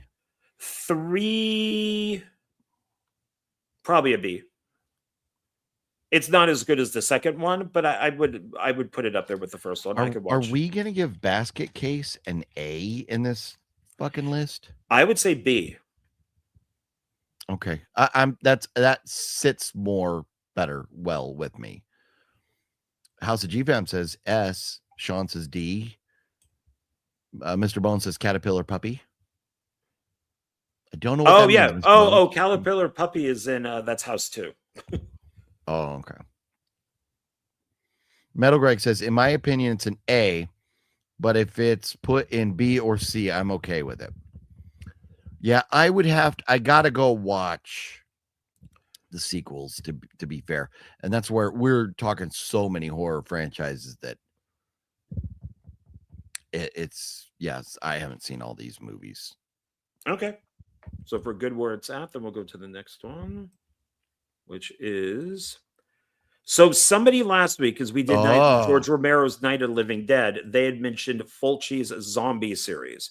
Yeah. Technically, there are 3, but then it also goes to Zombie 4, Zombie 5. Zombie 4 is After Death. Zombie 5 is Killing Birds. There's many movies that are like 8, 9, 10, 11, 12, but technically there are 3. Let's just talk about the first one for a minute. But of course, there's also his Gates of Hell trilogy. So you also have like The Beyond, House by the Cemetery, City of the Living Dead. Those are all zombies too. Yeah, but they're not part of the zombie franchise. They're not part of the same franchise just because the same director. Yeah. They just have zombies in them. Tell me what's your letter grade for the original zombie movie? The first one. Fucking S. I fucking hate that movie. It's such shit. I give it an F. The original one is I fucking hate it. How do you hate the original one? It's so bad. How? I just don't like it. It's dog shit. Are you serious?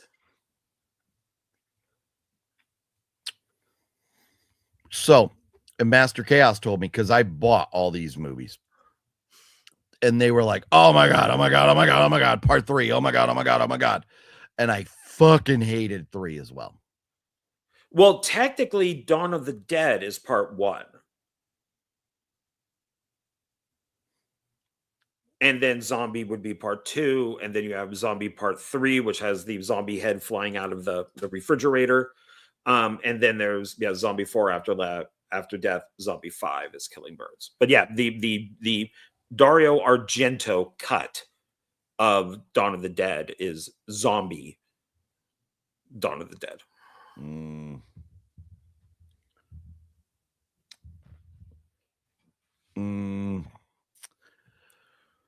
How can you I'm gonna look at some pictures here real quick to see if I can convince myself to change my mind.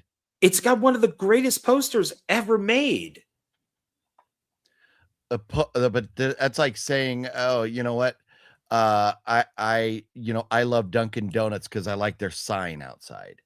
Well, if it entices you to go in and eat it. This whole fucking island thing is just At the end of the movie, we see them walking into New York, which goes into Dawn of the Dead. Yeah. I know a lot of people like the zombie movies. I think they're my one of my least favorite zombie franchise movies. You are so I crazy. Just don't care for them at all. Absolutely crazy. But yeah, you like the movie with the dwarf that fucks people.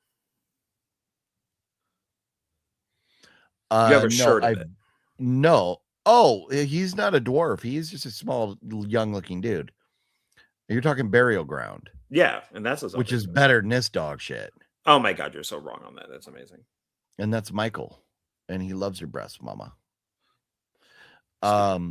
What do you like? All fucking seriously, jokes aside, this zombie. What do you want to give this franchise? I want to do an A because zombie is an S. I would take B. You always used to hold me to your breast. I loved your breast so much, Mama. When I was a baby, you always used to.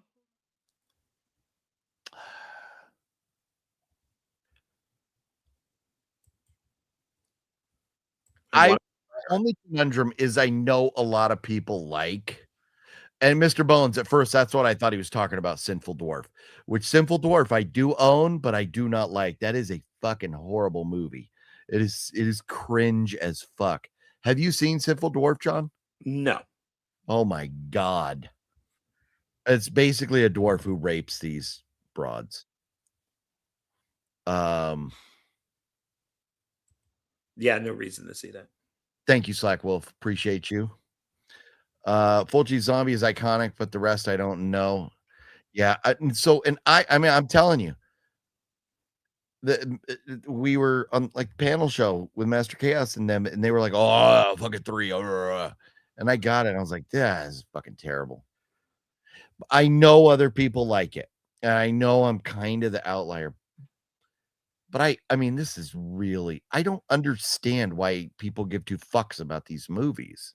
Because they're good. Get it. Fulci's the master of this stuff. We should watch this together, and I will just tear it to shit the entire time.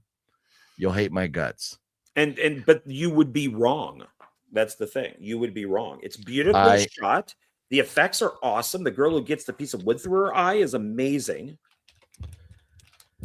Yeah, it's so fucking boring. It's not boring. Yeah. Thank you, Mr. Bones. You can't give this a fucking S. I'm not giving it an S. I'm giving it a B. Oh, fine. Give it a B. Okay. Yeah. Okay. No, Zombie, I would give an S, but the other ones aren't as good as Zombie. So I would go to a B because each one kind of gets worse. Fulci has some magnificent stuff. Magnificent stuff. But how many beers have you had? 17 jelly beans, no beers.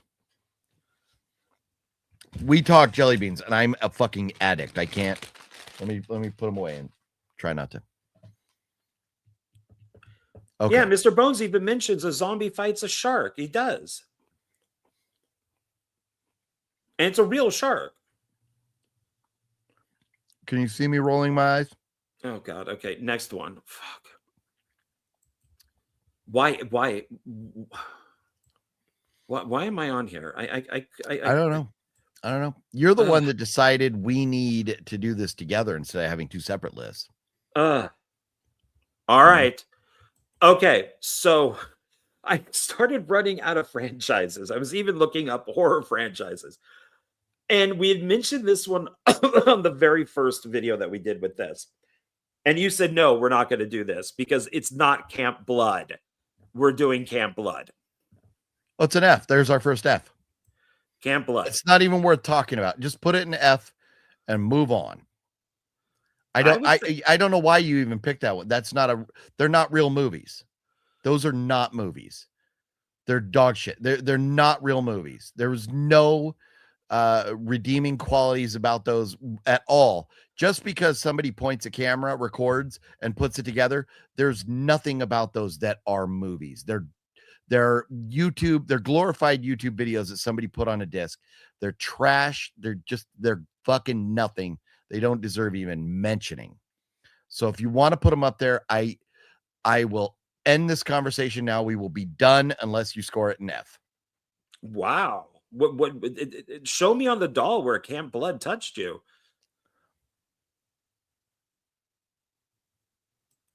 Okay. Dustin Ferguson is part of that franchise. Yes, but he's said.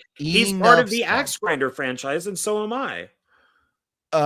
Did we do Axe Grinder yet? No, but it could be on there. Yeah, no, and that would be an F as well. When it would be a D. I have unless I threw it away, but I had Axe Grinder here. It was fucking a joke. It was so bad. All right. You're very I passionate. turned it off. It was fucking ridiculous. You're very passionate. Okay. Even David Sterling movies don't fucking count.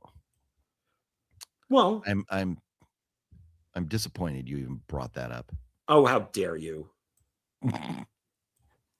It could have been High School Musical. Are you serious? Again. Okay, what if I had no opinion on that? What would you give it? So everybody, I would probably I would give it a D. I like the first one. I like the second one. I like the third one. I like both versions of the third one. I think the fourth one is okay.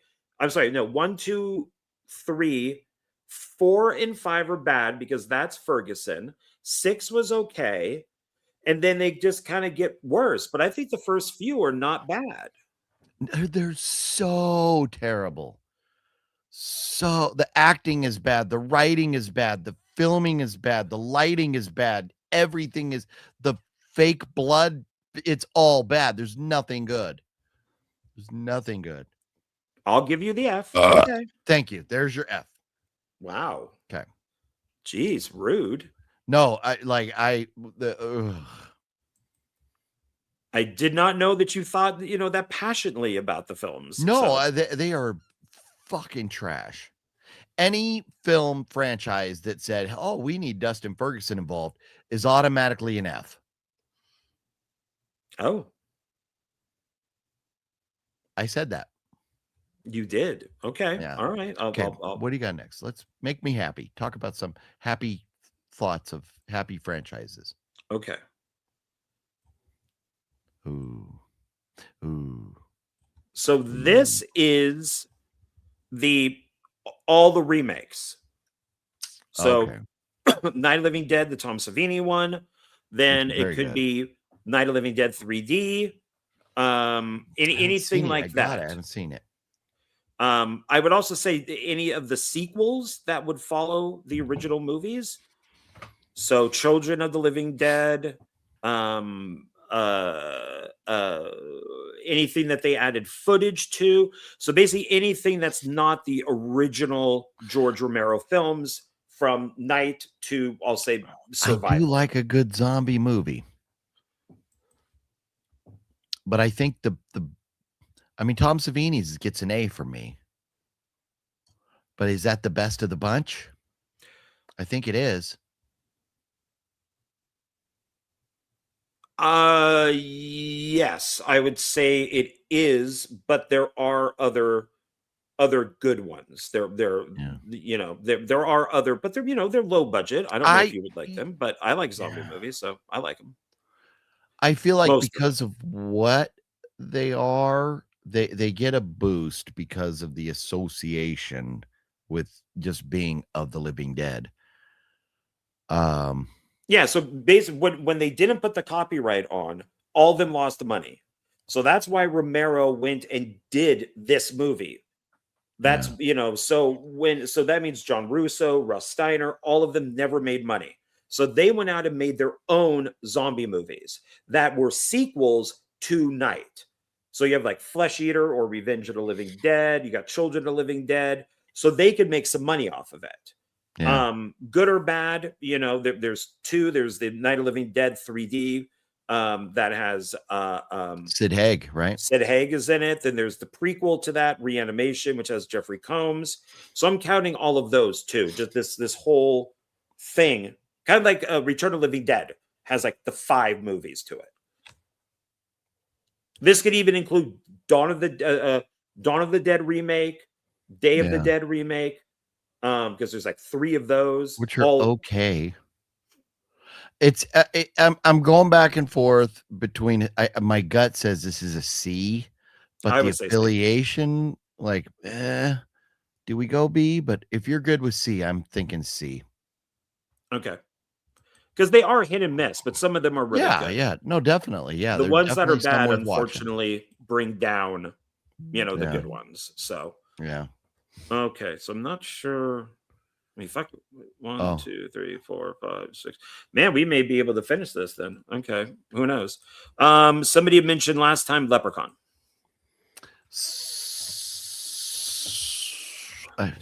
I've there's what, 8 of them?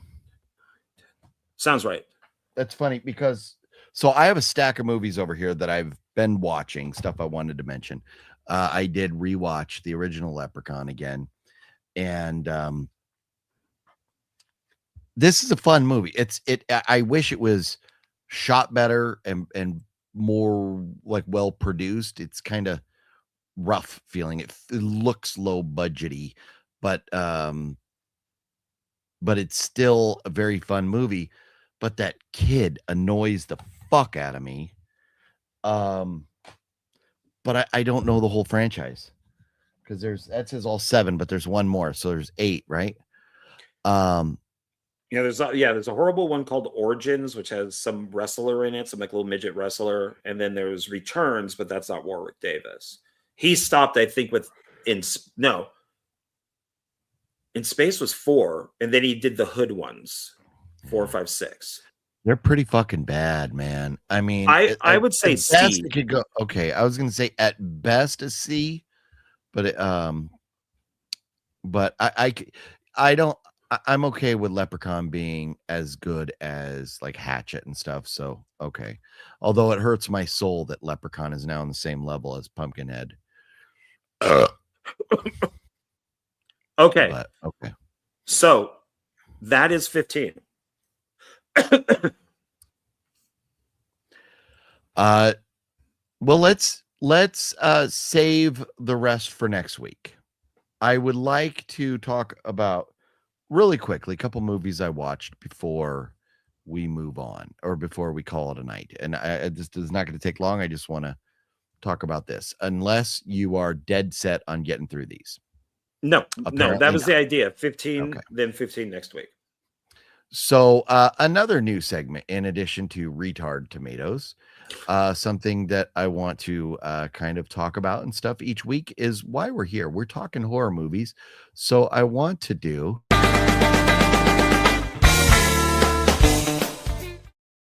looking at Letterboxd. What have we watched this week? And so I don't know how well John has been keeping up with his Letterboxd lately, but I have been. And so here is where, let's see if I can try and make it a little bit bigger. So recently I watched The Toolbox Murders and then Toolbox Murders. And make that go away. I just decided, since we were talking franchises, that I wanted to get through a franchise. Now, what's that? It didn't save them. Oh. Well, we can go back and look at the video where we put everything too. So there's that. Oh yeah. Well, I'll do that and get in there. I thought I saved it and it didn't save. Shit. The original Toolbox Murders from 79, I think. 77. This is one of the greatest horror movies from the 70s.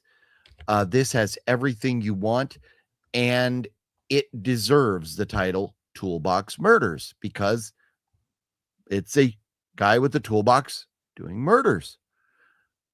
John, have you gotten around to watching any of these yet? I've seen the Toolbox Murders of the original a very long time ago. I own it, okay. But I've not seen it lately, and I don't think I've seen the other two, the remake and stuff. Okay. This is a phenomenal movie. This movie it's an A. It's an amazing movie. This is what is so hard for me to accept. So, and I gave the original Toolbox Murders a 3.5 there because it has issues. But it's so good. I also gave it a heart. Then the sequel, or not the sequel, but the remake. And this says, get this, a Tobe Hooper film. This directed by Tobe Hooper. I think Tobe Hooper was fucking drunk because this as a remake, really should not even be fucking called a Toolbox Murder. The Toolbox are kind of like a side note. It's so fucking bad. I was offended, and I just got like, what happened to you, Toby Hooper? Why? Fucking why? In this, you get so much tits, ass, bush, everything. Naked girls being chased by guys with tools. Not one single boob in this. Not none. No nudity at all. And it's a different type of killer. I don't want to spoil everything in case anybody wants to go watch these. But this killer is not this killer. And this is the remake. There are some aspects of this that I'm like, Toby Cooper, that's kind of cool. That's kind of cool. Like, I could tell the guy who did Texas Chainsaw Massacre did some cool shit with this. But the movie fucking sucks. I was so like in disbelief of how much I hated that movie. I gave it a 2. Could have gone lower, but it did have some cool Toby Hooper-ish things. The funny thing is, I watched part 2, which this is Toolbox Murders 2, not affiliated with Toby Hooper, but it got a Scream factory release. So now I'm questioning John Ward's friend with putting out some dog shit. Oh, because you know what? I searched on Letterboxd, and Letterboxd doesn't even acknowledge that this movie exists. You search for it, it's not there. Because the sequel has a different name. Well, this is part 2. No, there's another movie out there, but this is literally Toolbox Murders 2. It has a 2 on it. There's a third movie that has a different name. I have not seen that yet. I need to see that. I'm not ranking this franchise right now. What I'm doing is telling you guys movies that I watched. I do want to try and see that I third. Yeah, Toolbox Murders 2 is it's a step above David Sterling or Dustin Ferguson. It's almost Dustin Ferguson-esque. It's amazing that you could go from Toby Hooper to that. It's just amazing. So it should have nothing to do with each other. Then I watched The Grudge, and which is funny because one thing I do like about Letterboxd is we can click on it and then we can see other people that have watched it. Master Chaos watched The Grudge. He says, super ridiculous concept that stretches credulity and becomes more laughable than horrifying. It's a shame that Sarah Michelle Gellar's film career never really took off, but then again, she found herself in a whole bunch of duds. This movie, and maybe I saw this 20 years too late, but this is, I thought eBay was going to show us boobs there for a second. We need to get out of this. All you have here is a ghosty thing that crawls on people and goes, I will disagree with this. And then nothing happens. I'll be back in a second. I gotta go pee. Oh, okay, bye. Right. You never see kills. They just cut to the next scene. There are no kills in this. It's just like a creepy thing coming up. It's so fucking dumb. And then I watched, because of watching The Grudge, I needed to watch something good. I needed it. So then I watched The Faculty. Just because The Faculty is fucking phenomenal. We all love The Faculty. If you don't, you're crazy. But I love The Faculty, and I knew I was like, I'm gonna see something that I love. I need to do that. But then before that, John and I watched The Pirates of the Caribbean, and then there's Scream 7, and I had rewatched Scream 5 and 6. Apparently, maybe I just didn't rescore 6. But and then also recently The Brave one. That's where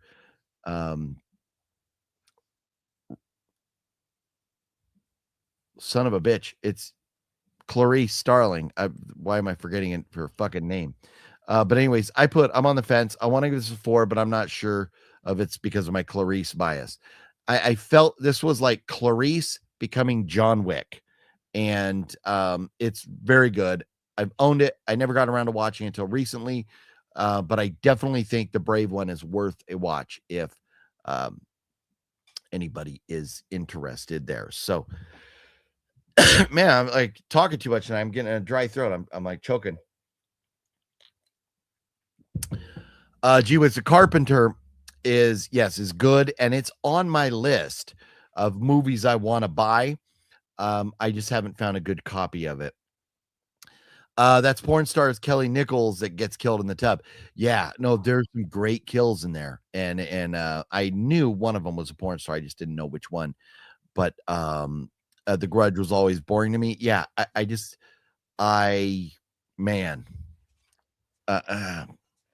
I wanted, like, I have all 3 Grudge movies. I bought all 3 of them, and now I'm like, I don't know if I can watch the other 2. So I wanted to watch the entire franchise, but I just don't know. I don't have it in me to put Grudge 2 in yet, because if it's more of the same, I'm gonna hate it, because it was so fucking boring. So that was that for my list of movies I've been watching. John, have you seen anything else this week? No, not really. Have you been filling out your Letterboxd account? I keep forgetting. I do it right when the movie's over. Bloop, pick up my phone and score that bitch. I try to. Sometimes I forget. I always forget. John, have you guys seen Memories of a Murder yet? And John, where did you get the Scream MTV DVD set?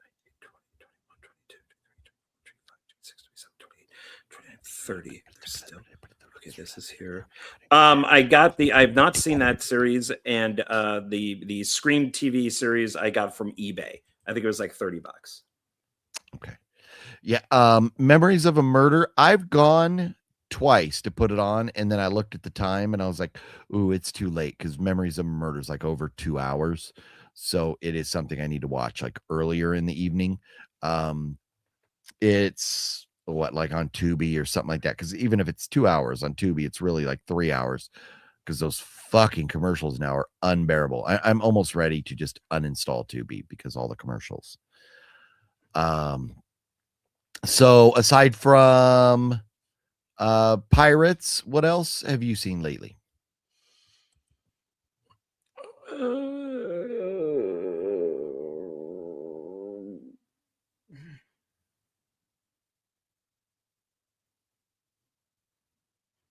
I don't know. I mean, I've watched some Marvel stuff because Jonathan and I are doing that Civil War.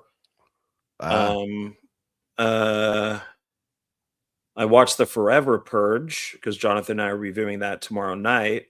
So it's mostly just stuff we're reviewing. It's not just like nothing kind of new or stuff. interesting worth mentioning. No, not really. No. Okay, right on. Well, that was it. Yeah, that was it. Those were the movies. Leprechaun, Toolbox Murders, and The Grudge were the ones that I wanted to mention that I'd seen lately. In addition, so anything else you want to chat about while we're still here? Pirates, our review for Pirates will be up tomorrow morning. And then I finally got all my Michael Bay stuff in, so I will be doing a big ass video on Michael Bay. There might be 2 videos out of that one because I have so much stuff. So, nice. Yeah. Very cool. So look out for that stuff. Did I mention I got Roger Jackson's autograph on Ghostface? Yes. Wait, let me see. Where is it? Show it again. I'm sorry. I'm trying to figure out the tier list thing. Very nice. Yeah. Days of the Dead. Very cool stuff. Yeah. But yeah, I think that was probably about it then for the evening. We have been going for 3 hours and 38 minutes, so probably a good time to call it a night. A great conversation with Master Chaos tonight about Ghost. I was going to say Ghostface, about Scream 7. I can't believe he's seen it 5 times already. That's crazy. I I do enjoy it, and I can't wait for it to come out. I will be buying it on 4K when it comes out, assuming they release it in 4K, but I'm guessing they will. So, should we pick it? What are we going to watch for next week? Are we going to talk about anything next week? We got more franchises. Yeah. To talk about, that's for sure. Oh, and I mean, I'm probably going to go see The Bride, and there's something new. Oh, you know what? We didn't even talk about the news tonight. Wolf Creek Legacy is in production. Highway to Hell, Visual Vengeance, which is crazy because Visual Vengeance is they're a knockoff of what's that one movie company that releases everybody's fucking shitty movies? Oh, the Wild Eye. Wild Eye. Visual Vengeance is like a Wild Eye knockoff. And but anyways, Highway to Hell is getting released through Visual Vengeance for $20 on Amazon. And I wanted to mention Creep I.E announcements, but it's so late. We'll get into that next week. Creep I.E Con has been announcing some cool guests coming up. Oh, and rest in peace to The Last Drive-In with Joe Bob Briggs. I was never a fan. I never gave a fuck about that. Did you ever watch that or care about that? I like Joe Bob Briggs, but I don't really watch the show now. Okay. It is done. It's over. They had the last one a couple days ago. Oh, okay. That was probably about it. Who goes to a movie 5 times? Jose. He loves himself some Scream. Yeah. Visual Vengeance Wild Eye's boutique label. And I, when they first started, I got Visual Vengeance to send me screeners, and I had like the first 6 of them or something like that. I ended up giving a couple away. I think 1 or 2 of them to Jose. But yeah, they were so fucking bad. So Highway to Hell is maybe the best movie that they're releasing. Should we go home, John? Sure.